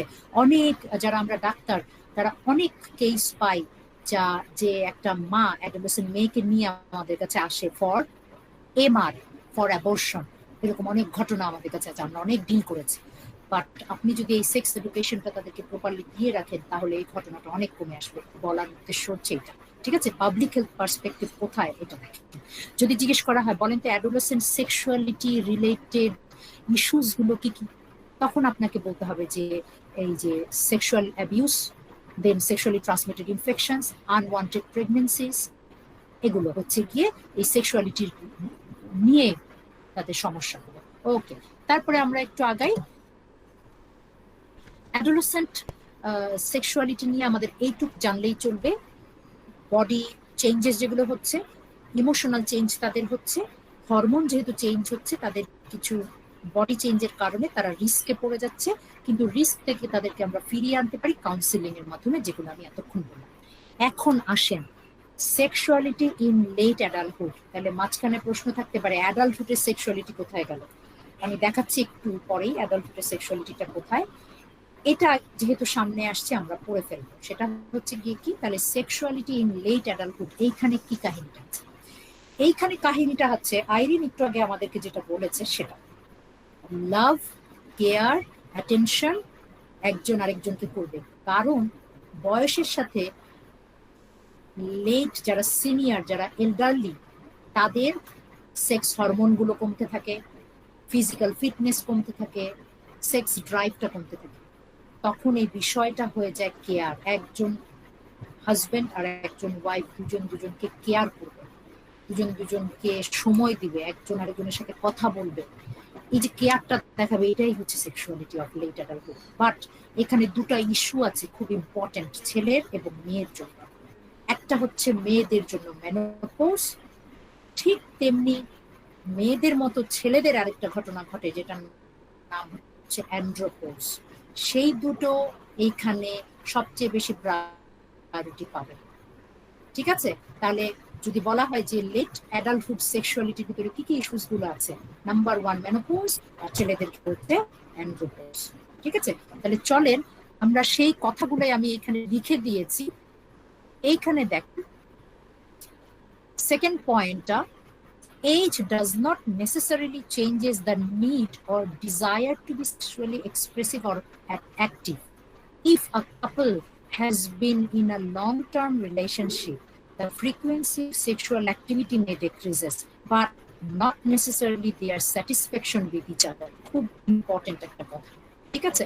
সো এটা একটা বিষয়। আরেকটা বিষয় হচ্ছে গিয়ে ওই যেটা বললাম, দেখেন এখানে লিখে দিয়েছি মেনোপজ আসে মেয়েদের ক্ষেত্রে, হরমোনস, সেক্স হরমোনস গুলো ডিক্রিজ হয়, মেনোপজ আসে এবং তারা কিছু ডিফিকাল্টিজ ফেস করে। আছে, আমি যাচ্ছি, যাওয়ার সময় বলে দিব।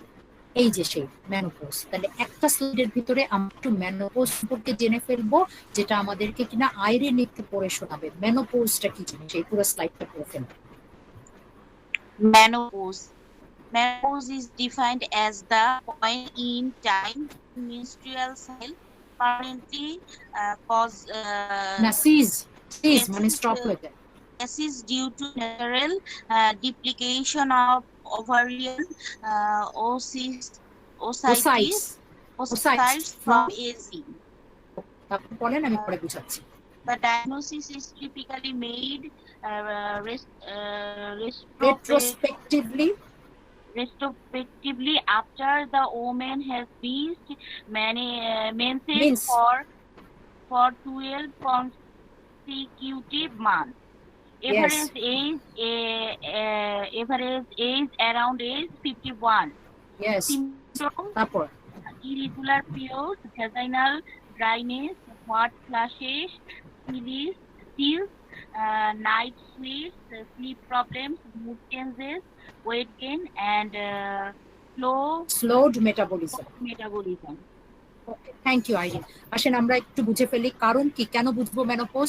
আপনার আমার বাসার ভেতরে আমাদের মা খালারা আছে যারা এই প্রবলেমটা ফেস করে, আমরা না জানার কারণে হঠাৎ দেখবেন তাদের ভিতরে একটা মুড চেঞ্জ, তারা খিটখিটে হয়ে গেছে, বকাবকি করছে, কিন্তু তারা কিছু সাফার করছে যেটা আপনাকে বলবে না। কেন বলবে না? কারণ এটা বলার বিষয় না, তাদেরকে শেখানো হয়েছে যে পিরিয়ড বন্ধ হয়ে গেছে। মিনস্ট্রুয়েশনের আরেক নাম হচ্ছে পিরিয়ড, আর মিনস্ট্রুয়েশনকে শর্টে বলে মিন্স। পিরিয়ড বন্ধ হয়ে গেছে, কি মাইকিং করে জানানোর বিষয়? পিরিয়ড বন্ধ হওয়ার কারণে আমার কষ্ট হচ্ছে, এগুলো কি জানানোর বিষয়? লজ্জা লজ্জা। এই যে আপনার কালচার বলছে, এটা শিখিয়েছে মেয়েদেরকে, এটার কারণে আমাদের দেশের মা বোনেরা খুব কষ্ট পায়।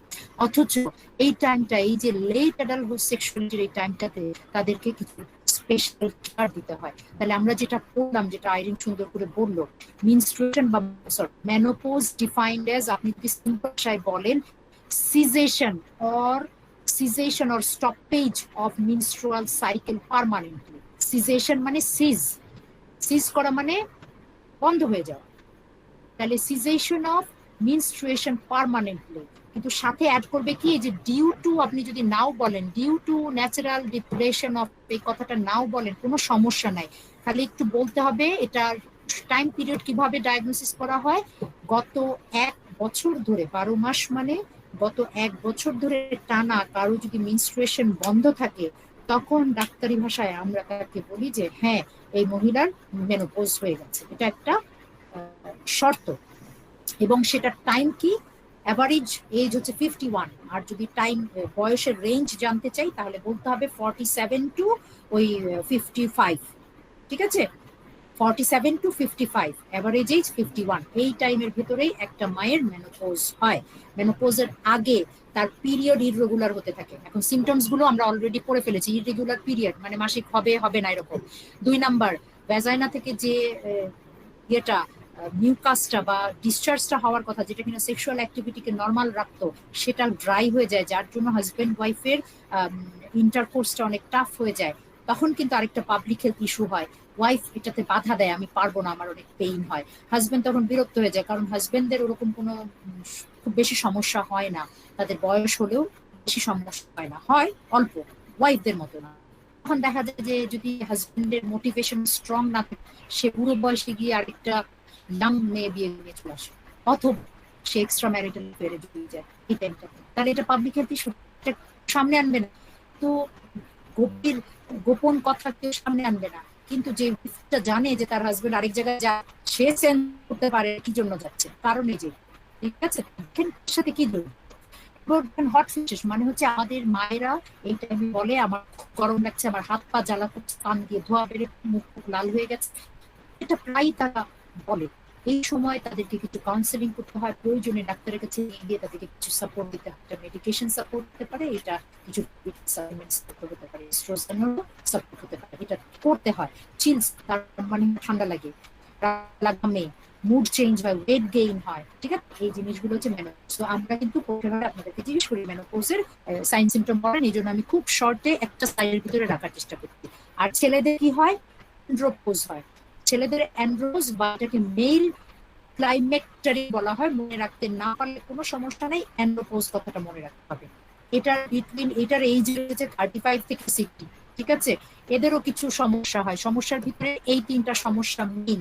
তাদের gradual decrease in testosterone main finding, আরেকটা হচ্ছে ল্যাক অফ এনার্জি। তাতে কি হচ্ছে, সিমটম যেরকম ফিজিক্যাল সিমটম হয়, এনার্জি পায় না, ইরেকটাইল ডিসফাংশন হয়, মাসল ডিটোরিওরেশন হয়, মাসলও অত প্রমিনেন্ট থাকে, ঠিক আছে।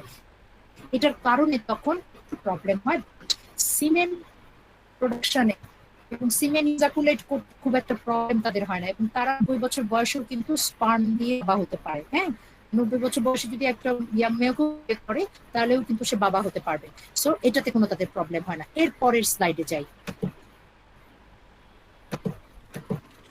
এগুলো আর আমি না বললাম, এগুলোর যে কথাগুলো আমি অলরেডি আপনাদেরকে ডিসকাস করে ফেলেছি বলে আমরা এগুলোতে যাব না। বাট যেহেতু আমরা আপনাদের একটা কনসেপশন তৈরি করতে চাই, কিছু স্লাইড বাড়তি থাকতে হয়। আচ্ছা, এখন আসি সেক্স এডুকেশন। এইটা নিয়ে বলেছিলাম। সেক্স এডুকেশনটা এমন একটা প্রোগ্রাম বা এমন একটা আপনার প্রোগ্রামই বলা চলে যেটা কাভার্স করছে এই যে নিচের লাইনটা, that covers a range of topic including physical, mental, social aspect of sexual behaviour.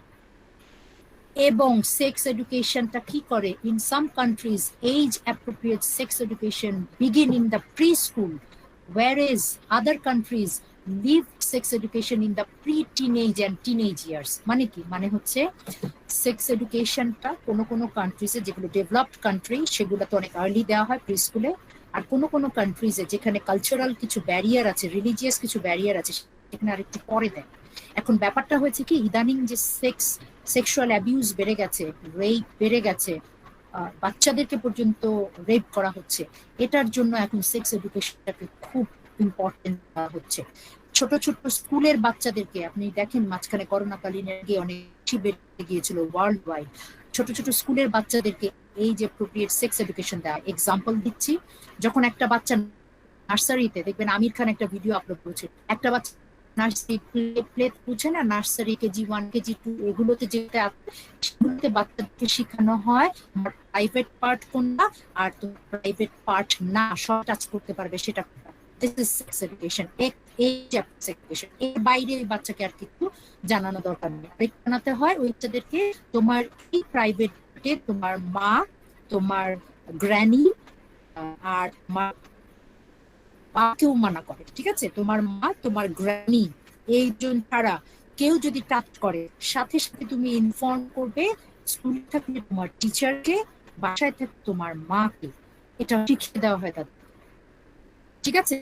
কোনো বাচ্চা যদি ঘরের মধ্যে ডিপ্রেসড থাকে, একটা প্যারেন্ট যদি দেখে সে স্কুলে যেতে চাচ্ছে না, দুটা কারণ পারে। এক হচ্ছে ওই টিচারের মিসবিহেভ অথবা মারছে এরকম কিছু, অথবা সেক্সুয়ালি অ্যাবিউজ হয়েছে কিনা এটা জাজ করতে হবে একটা মাকে, একটা প্যারেন্টসকে, ঠিক আছে? সো এই গেল ছোট বাচ্চাদের এই যে প্রোগ্রাম। আর যেটা বলেছি, এখন বাচ্চাটা একটু বড় হবে, অ্যাডোলেসেন্টের দিকে যাচ্ছে, আমি যেগুলো ডিসকাস করেছি ডান পথ আর বাম, কারণ তখন অ্যাডোলেসেন্ট পিয়ার প্রেশার থাকে। পিয়ার মানে তার যে ফ্রেন্ডরা থাকে তাকে ফোর্স করে মুভ করায়, তাকে ফোর্স করে ড্রাগ ধরায়, তাকে ফোর্স করে সেক্স ওয়ার্কারের কাছে নিয়ে যায়। সো তখন তার আনওয়ান্টেড হতে পারে, তার সেক্সুয়ালি ট্রান্সমিটেড ডিজিজ হতে পারে। এই কথাগুলো মনে রাখবেন, কারণ এভাবেই আমরা কিন্তু আপনাদের কাছ থেকে বাই বাই জানি। ওকে, সো হয়ে গেল সেক্স এডুকেশন সম্পর্কে। আপনার দেশে এই সেক্স এডুকেশন প্রোগ্রামটা গভর্নমেন্টের তরফ থেকে WHO, UNFP আনতে চেয়েছিল, বাট জেনে রাখেন তখন গভর্নমেন্ট থেকে কালচারাল পার্সপেক্টিভে এবং রিলিজিয়ান পার্সপেক্টিভে এটাকে গভর্নমেন্টের নর্মাল প্রোগ্রামের ভিতরে ইনক্লুড করতে মানা করে দেওয়া হয়েছে। বাট কেউ যদি নিজস্বভাবে এটাকে চালায় তাহলে গভর্নমেন্ট এটাকে ওয়েলকাম করেছে, এটুকু জেনে রাখেন। ওকে, এরপরে আমরা ইয়েস প্লিজ। এখন টিভিতে একটা প্রোগ্রাম হয় স্বর্ণ কিশোরী নামে, ওটাতে হচ্ছে সেক্স এডুকেশনটা করানো হয় মেয়েদের, সাইকেল থেকে শুরু করে। আমি প্রোগ্রামটা দেখি, প্রোগ্রামটা অনেক ভালো। Very good, thank you very much Irene. আমাদের আগে একটা টপিক ছিল, এখনো আমরা পড়াই, সেই টপিকটা হচ্ছে বাংলাদেশে এই প্রতিটা কোর্সের উপরে যে maternal health, adolescent health, child health, এগুলোর উপরে অনেক প্রোগ্রাম আছে।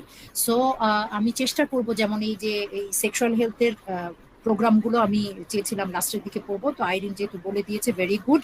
আমরা সাথে সাথেও আলোচনা করতে পারি যে বাংলাদেশে সেক্স এডুকেশন না, অ্যাডোলেসেন্টদের উপরে যে প্রোগ্রামটা চলে, তার একটা প্রোগ্রামের নাম হচ্ছে স্বর্ণ কিশোরী। এরকম অনেক প্রোগ্রাম চলে, তার ভিতরে একটা ওয়েল নোন প্রোগ্রাম হচ্ছে স্বর্ণ কিশোরী। এখানে যেমন সেক্স এডুকেশন দেওয়া হয়, ঠিক তেমনি অ্যাডোলেসেন্ট মেয়েদের আয়রন ডেফিসিয়েন্সি এনিমিয়ার জন্য আয়রন ক্যাপসুলের যে গভর্নমেন্টের তরফ থেকে যে একটা শিডিউল আছে সেটা মেনটেন করা হয়। তাদেরকে বিভিন্ন ধরনের নিউট্রিশনের উপরে দেওয়া হয়, তাদের মিনস্ট্রুয়াল হাইজিন সম্পর্কে এডুকেশন করা, বিভিন্ন পার্সপেক্টিভ থেকে তাদেরকে এডুকেট করা হচ্ছে, এম্পাওয়ার করা হচ্ছে। ইভেন দো আর্লি চাইল্ড ম্যারেজকে তারা না বলবে সেইভাবে তাদেরকে শক্তিশালী করা হচ্ছে, এবং সেই প্রোগ্রামের আন্ডারে অনেক চাইল্ড ম্যারেজ বন্ধ হয়েছে, এটাও মনে রাখবেন।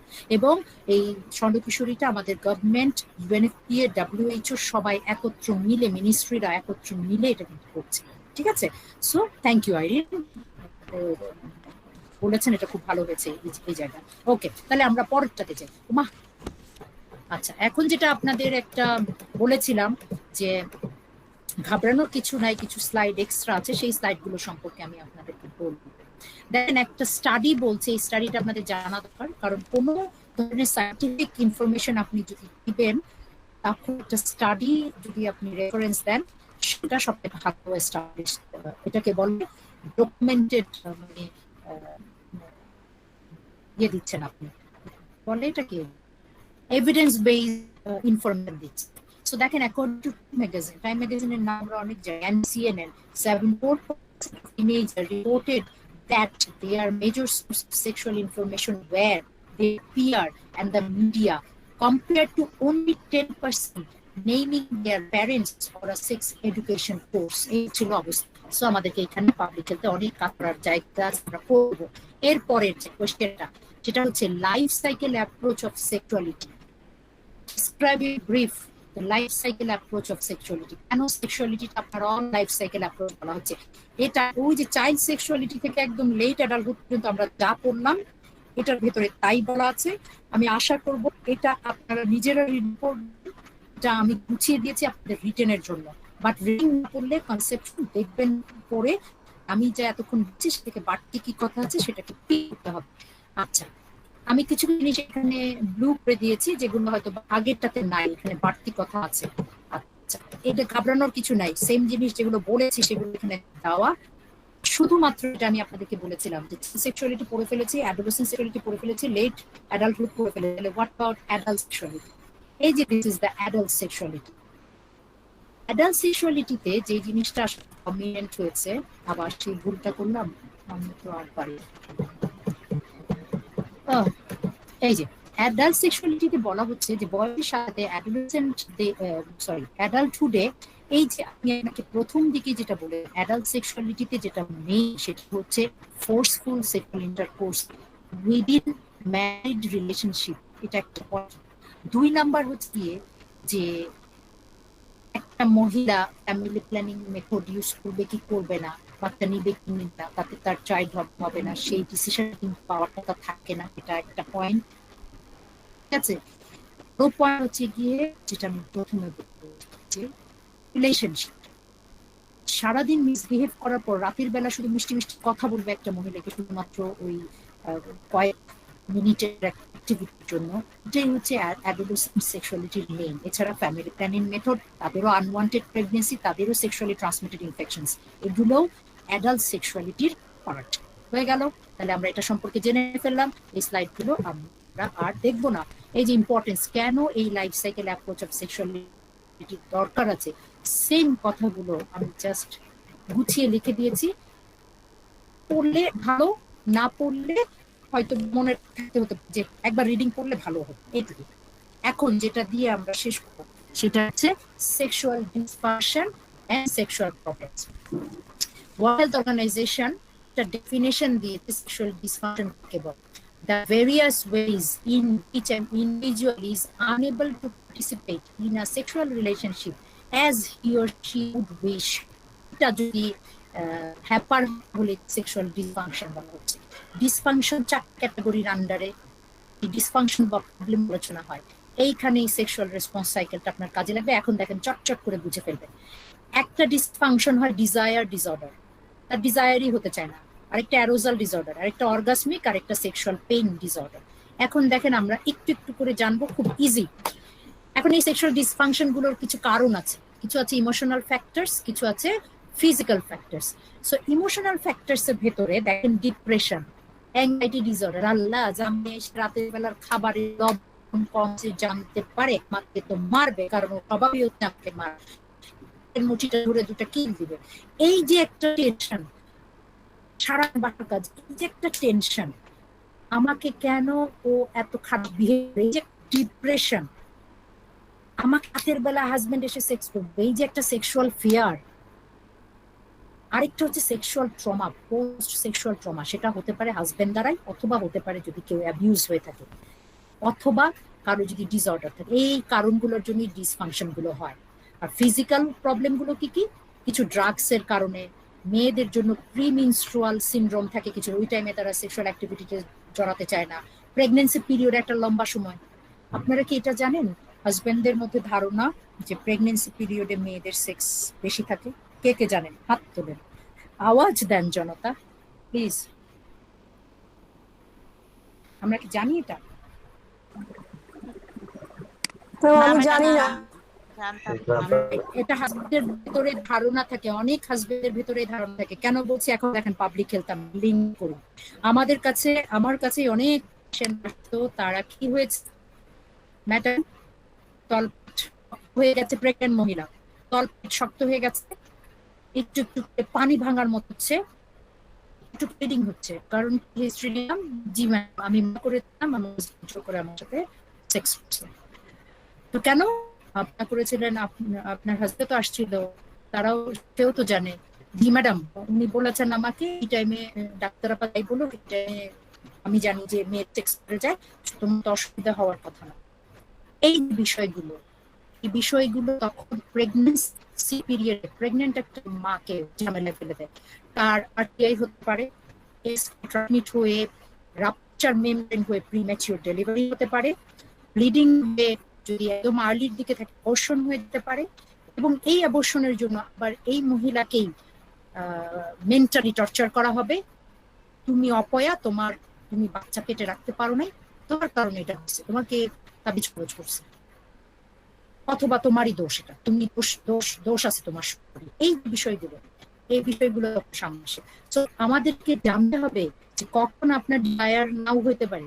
এই যে প্রিমেচুরাল পিরিয়ডে, মেনস্ট্রুয়েশন গ্যাপ, প্রেগন্যান্সি পিরিয়ডে, আবার পোস্টপার্টাম পিরিয়ড, মানে বাচ্চা হওয়ার পর এই টাইমটাতে প্রজেস্টেরন হরমোন বেশি থাকে বডিতে। প্রজেস্টেরন হরমোন আমরা পরে গত ক্লাসটা, প্রজেস্টেরন হরমোন আপনার সেক্সুয়াল মোটিভেশন হয় যে আমি সেক্স করবো না, সিম্পল। আর মেনোপজ এটা হতেই পারে, হচ্ছে ইনজুরিড ব্যাক, কোমরে যে কোনো ব্যথা পেলে, এই জন্য মেয়েদেরকে ভালো কাজ করতে মানা করা হয়। মেয়েদের লাইফের একটা হয়ে গেলে হাজবেন্ডরা টানতে চায় না। একটা ওয়াইফের যদি কোমরে কোনো সমস্যা হয় এবং সেখান থেকে যদি এই সেক্সুয়ালিটি প্রবলেম হয়, দেখবেন ওই হাজবেন্ড খুব উন্নত মানের হাজবেন্ড হলে, মেন্টালিটির দিক দিয়ে বলছি, সে এটাকে মেনটেন করতে পারবে বয়স পর্যন্ত, সে পার্সেন্টেজ অনেক কম। হাজবেন্ড তখন নিজের নিড মেটানোর জন্য হয় এক্সট্রা ম্যারিটালে যাবে, নয় কমার্শিয়াল সেক্স ওয়ার্কার কাছে যাবে, নাহলে সেকেন্ড বিয়ে করবে। খুব ইজি বিষয়গুলো লিঙ্ক করাটা, ঠিক আছে? তাহলে ফ্যাক্টরস গুলো আমরা জেনে নিলাম কেন এই ডিসফাংশনস গুলো হয়। এখন আসেন আমরা ডিজায়ার ডিসফাংশন যেটা বললাম সেটা সম্পর্কে জানি। এর কজ গুলো কি? ইচ্ছাই করে না। এটার কজ গুলো কি? ওই যে বললাম যে decrease in production of oestrogen hormone and also testosterone. তার মধ্যে এই যে ফ্যাটিক, সারাদিন fatigueness, weak immune system, pregnancy period, medication, psychological condition, ওই যেগুলো আলোচনা করলাম, এগুলো হচ্ছে ডিজাইরিয়াল। তুই যে লোকটা আমাকে সারাদিন মারে পিটে, তার সাথে আমি সেক্স করতে যাবো না, ওই মহিলার জেদ ওঠে। ঠিক আছে? বিষয়গুলো খেয়াল করার চেষ্টা করবো আমরা। যেমন এটার আবার দুই ধরনের হয়। একটা হচ্ছে কি হাইপো, মানে কম, তার ইচ্ছাটা কম, লো সেক্স ড্রাইভ। আরেকটা হচ্ছে অ্যাভার্সন, মানে তার একটা এংজাইটি কাজ করে, আমাকে আজকে তো হাজবেন্ড আসলে আমার সাথে থাকতে চায়। এই যে একটা এংজাইটি থেকেই তার ডিসফাংশনটা হয়। ঠিক আছে? গেল। তাহলে ডিজায়ার ডিসফাংশন আমরা জেনে ফেললাম। এরপরে ক্লাসটাতে যাই, অ্যারোজাল ডিসফাংশন। আগে এই এক্সাইটমেন্ট বা অ্যারোজাল ডিসফাংশনকে মহিলাদের মধ্যে বলা হতো ফ্রিজিডিটি, বলে ফ্রিজিড ওমেন, এভাবে তাকে ট্যাগ করা হতো। আর ছেলেদেরকে বলা হতো ইম্পোর্টেন্ট, ভদ্রলোক ইম্পোর্টেন্ট। হাজবেন্ডের সাথে ওয়াইফের ডিভোর্স হয়ে গেছে, প্রথম বাসর রাতের পরের দিনই ডিভোর্স ফাইল করেছে, কেন? ইম্পোর্টেন্ট। এখন এইটা দুইটা টার্মিনোলজি চেঞ্জ হয়েছে। ইম্পোর্টেন্টকে এখন বলছি ইরেকটাইল ডিসফাংশন, ইডি, আর ফ্রিজিড ওমেন এটাকে বলে মহিলা ফ্রিজিড। এই কেন এটা বলা হয়েছে? রিপ্লেস বাই কি হয়েছে? Lack of desire, lack of arousal, pain during intercourse, lack of orgasm, এসব নাম দিয়ে ফ্রিজিডকে এক্সপ্লেন হয়। ঠিক আছে? তাহলে এখন আমরা খুব ইম্পর্টেন্ট যে বিষয়টা সেটা একটু জেনে ফেলি। এটার কজ গুলো কি? সাইকোলজিক্যাল অরিজিন হতে পারে, আরেকটা হচ্ছে ফিজিওলজিক্যাল অরিজিন। এখন ফিজিওলজিক্যাল অরিজিনের মধ্যে মেইনলি বলা হচ্ছে যে জেনিটাল অর্গানগুলোর ভেতরে ব্লাড সাপ্লাই যদি কম হয়, আরেকটা হচ্ছে গিয়ে ভ্যাজাইনাল যে ডিসচার্জটা হয় সেটা যদি কম হয়, তার এবং কিছু ক্রনিক ডিজিজ থাকলে এই জিনিসগুলো হয়। Diabetes, hyper tension, thyroid problem, এরকম বিভিন্ন ধরনের ক্রনিক ডিজিজ অনেকদিন ধরে ভুগছে, তার শরীর এমনিই ভালো থাকে না, মেন্টালিটি এমনিই ভালো না, তখন তাদের এই ঘটনাগুলো ঘটে। ওকে? তারপরে যাই এর ভিতরে দুটা ইম্পর্টেন্ট জিনিস ঘটে। আমরা কি পড়ছি? অ্যারোজাল ডিসফাংশন পড়ছি না? হ্যাঁ, আমরা কিন্তু অ্যারোজাল ডিসফাংশন পড়ছি। অ্যারোজাল ডিসফাংশনের মধ্যে দুটো ইম্পর্টেন্ট জিনিস ঘটে। একটা ম্যাচিউর ইজাকুলেশন, বেশিরভাগ ছেলেদের এই প্রবলেমটা থাকে। রিপ্রোডাক্টিভ হেলথ এই জন্য ছেলেদেরকেও টার্গেট গ্রুপ করা হয়েছে, কারণ ছেলেরা বুঝতে পারে না এই প্রিম্যাচিউর ইজাকুলেশন সময়ের আগে তার সিমেন বের হয়ে যায় বডি থেকে, এবং সেইটা নিয়ে ওয়াইফের সাথে তার গন্ডগোল শুরু হয় এবং ডিভোর্স হয়ে যায়। অথচ এইটার উপরে আমার ট্রেনিং আছে, ট্রিটমেন্টের উপরে, সাইকোসেক্সুয়াল ডিসঅর্ডার উপরে আমার ট্রেনিং আছে, যেটা তখন দিয়েছিল ইন্টারন্যাশনাল মেরি স্টোকস, সেটার ইয়ে করেছিল, অ্যারেঞ্জমেন্ট করেছে। সো প্রিম্যাচুর ইজাকুলেশনে সময়ের আগে যে ইজাকুলেশন হয়ে যাচ্ছে সিমেন, যার কারণে ডিসস্যাটিসফ্যাকশন হচ্ছে ওয়াইফের সাথে হাজবেন্ডের, সেটার জন্য কাপল কাউন্সেলিং করতে হয়। এটা থেকে প্রিভেন্ট করার জন্য কাপলকে একটা মেথড শিখিয়ে দেওয়া হয়। এই মেথডের ভিতরে ওয়াইফের রোল সবচেয়ে বেশি। তাদের প্রিম্যাচুর ইজাকুলেশন হয়, ওয়াইফদেরকে বলা হয় হাজবেন্ডের সাথে তোমরা ফোরপ্লে করবে, মানে ওই যে সেক্সুয়াল অ্যাক্টিভিটির আগের স্টিমুলেশন গুলো করবে। করার পরে হাজবেন্ড যখন ওয়াইফকে বলবে যে আমি ফিলিং হচ্ছে আমার এখন ইজাকুলেশনটা হবে, তখনই ওয়াইফকে বলা হচ্ছে এই অ্যাক্টিভিটি গুলো স্টপ করতে। তাদের কিন্তু কোনো ইন্টারকোর্স হবে না।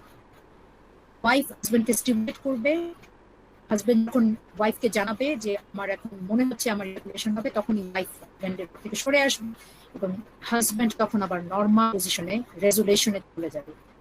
এটাকে প্রতিদিন প্র্যাকটিস করে বলা হচ্ছে, ইজাকুলেশনটাকে তো প্রিভেন্ট করা হচ্ছে, এতে হাজবেন্ডের টাইমিং অফ ইজাকুলেশন আস্তে আস্তে বাড়ে এবং অনেক কাপলকে এই থেরাপি দেওয়ার মাধ্যমে এই প্রিম্যাচুর ইজাকুলেশনটাকে কারেকশন করা গেছে। So this is very important, এক নাম্বার। দুই নাম্বার, হাইপার সেন্সিটিভ আমার দুই নাম্বার হচ্ছে এই গেল অ্যারোজাল ডিসঅর্ডার, শেষ করলাম ডিজায়ার ডিসঅর্ডার, অ্যারোজাল ডিসঅর্ডার। এখন আসি অর্গাসমিক ডিসঅর্ডার, মানে অর্গাজমতে প্রবলেম হচ্ছে, ঠিক আছে? এইখানেও কিছু কজ আছে, সেই সাইকোলজিক্যাল কজ এবং কিছু হয়তো বা ওষুধপত্রের কজ। এগুলো আমি লাইন বাই লাইন পড়ছি না, যখন আপনারা এটা পড়বেন তখনই দেখবেন যে আমি যে কথাগুলো বলেছি সেম কথা আছে। এর একটা ইম্পর্টেন্ট বিষয় হচ্ছে ইরেকটাইল ডিসফাংশন। এটা ছেলেদের বেশি হয়, আই মিন ইরেকশন তো ছেলেদেরই হবে। এখন এটা দেখেন ক্যারেক্টারাইজড বাই, যেটাকে ইম্পর্টেন্ট বলা হয়, হ্যাঁ, ইনফাইল মানে বাজা বন্ধাত্ব এক জিনিস আর ইরেকটাইল ডিসফাংশন আরেক জিনিস। কিভাবে? characterized by inability to develop or maintain an erection of the penis, কারণ সেক্সুয়াল অ্যাক্টিভিটির একটা পার্ট হচ্ছে পেনিস ইরেকশন হবে, না হলে এই অ্যাক্টিভিটি হবে না। এবং এই সাইকোলজিক্যাল এবং ফিজিক্যাল দুটাই হতে পারে। কোনো কারণ যদি নার্ভের ড্যামেজ হয়ে থাকে, যে নার্ভটা ইরেকশনের জন্য হেল্প, অথবা একটা সার্জারি আছে, প্রোস্টেট সার্জারি, কোলোরেক্টাল মানে হচ্ছে গিয়ে রেকটাম এরিয়াতে, বায়ুপথের ওই জায়গাটাতে কোনো সার্জারি আছে, যেটা দিয়ে অ্যাক্সিডেন্টালি স্যাক্রাল প্রেকশার স্যাক্রাম যেটা আছে ওই নার্ভের স্পাইনাল কর্ডের ওই ইনজুরি হয়েছে, তাহলে কিন্তু এটা হতে পারে। এক নাম্বার। দুই নাম্বার, এছাড়া ডায়াবেটিস যদি থাকে তাহলে ইরেকটাইল ডিসফাংশন হতে পারে। তো এটাকে আমাদেরকে খেয়াল করতে হবে। গেল আমাদের অর্গাসমিক ডিসঅর্ডার। এখন আসি last but not the least, sexual pain disorder. মানে হচ্ছে ছেলেদেরও ডিসপ্যারোনিয়া হয়। ডিসপ্যারোনিয়া মানে কি? Pain during intercourse. সেটা তার ফিজিক্যাল প্রবলেম কারণে হতে পারে, দেখাতে হবে। আরেকটা হচ্ছে পোস্ট ইজাকুলেটরি সিনড্রোম হয়।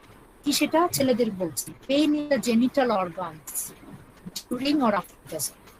আরেকটা হচ্ছে প্রিয়াপিজম, মানে হচ্ছে প্রলং ইরেকশন। অনেক কেস আসে রেগুলেশন ফেজে চলে গেছে, অথচ পেনিস আর রেজোলিউশন ফেজে আছে।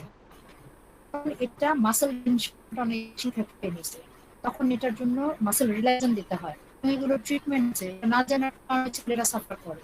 এটাও আমাদের পার্সপেক্টিভে আমাকে ভেবে দেখতে হবে।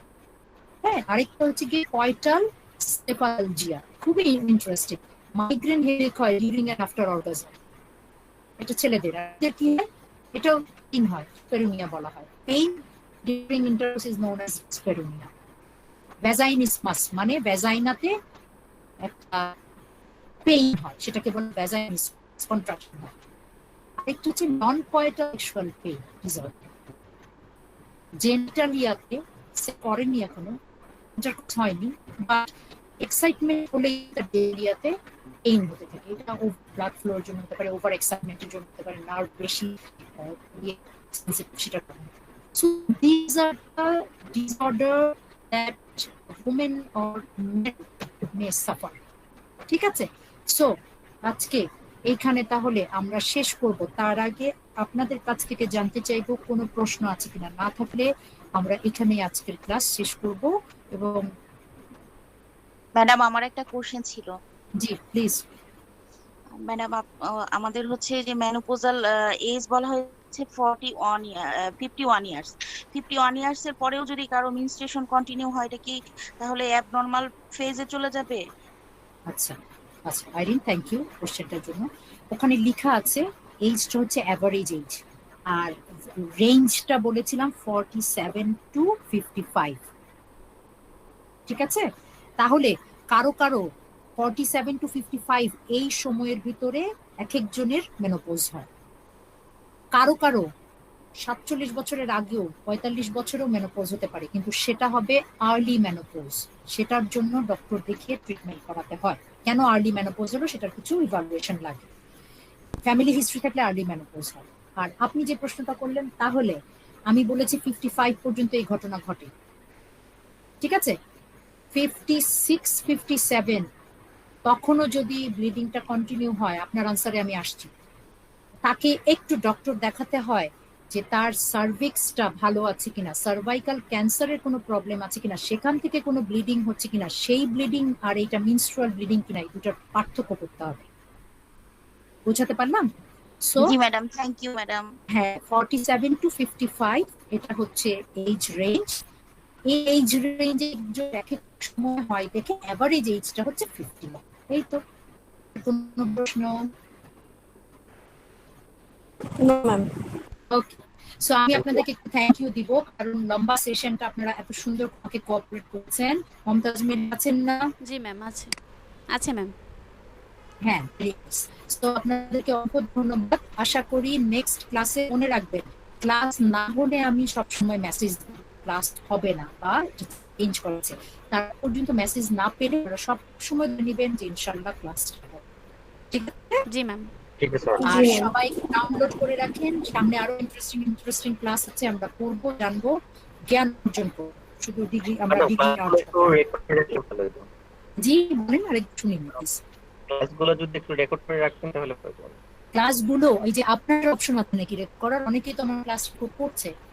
সো আমি রেকর্ড করে রাখবো নাকি আপনাদের অপশনে যাবেন? এটা অবশ্য মানে পোস্ট রেকর্ড করে রাখলে খুব ভালো। ভালো হয়, রাইট? আচ্ছা ঠিক আছে, আমি এটাকে নিলাম। আমি ক্লাসগুলোর পরে চেষ্টা করবো রেকর্ড করে, সেটাও যদি আপনাদেরকে দিয়ে দিই, আপনাদের যদি তাতে সুবিধা হয় সেটাও আমি করবো। ঠিক আছে? জি ম্যাম। ওকে, তাহলে ভালো থাকেন। আল্লাহ হাফেজ সবাইকে। আপনি আল্লাহ ভালো হাফেজ থাকবেন ম্যাম। ম্যাডাম। আসসালামু আলাইকুম। ওয়ালাইকুম আসসালাম।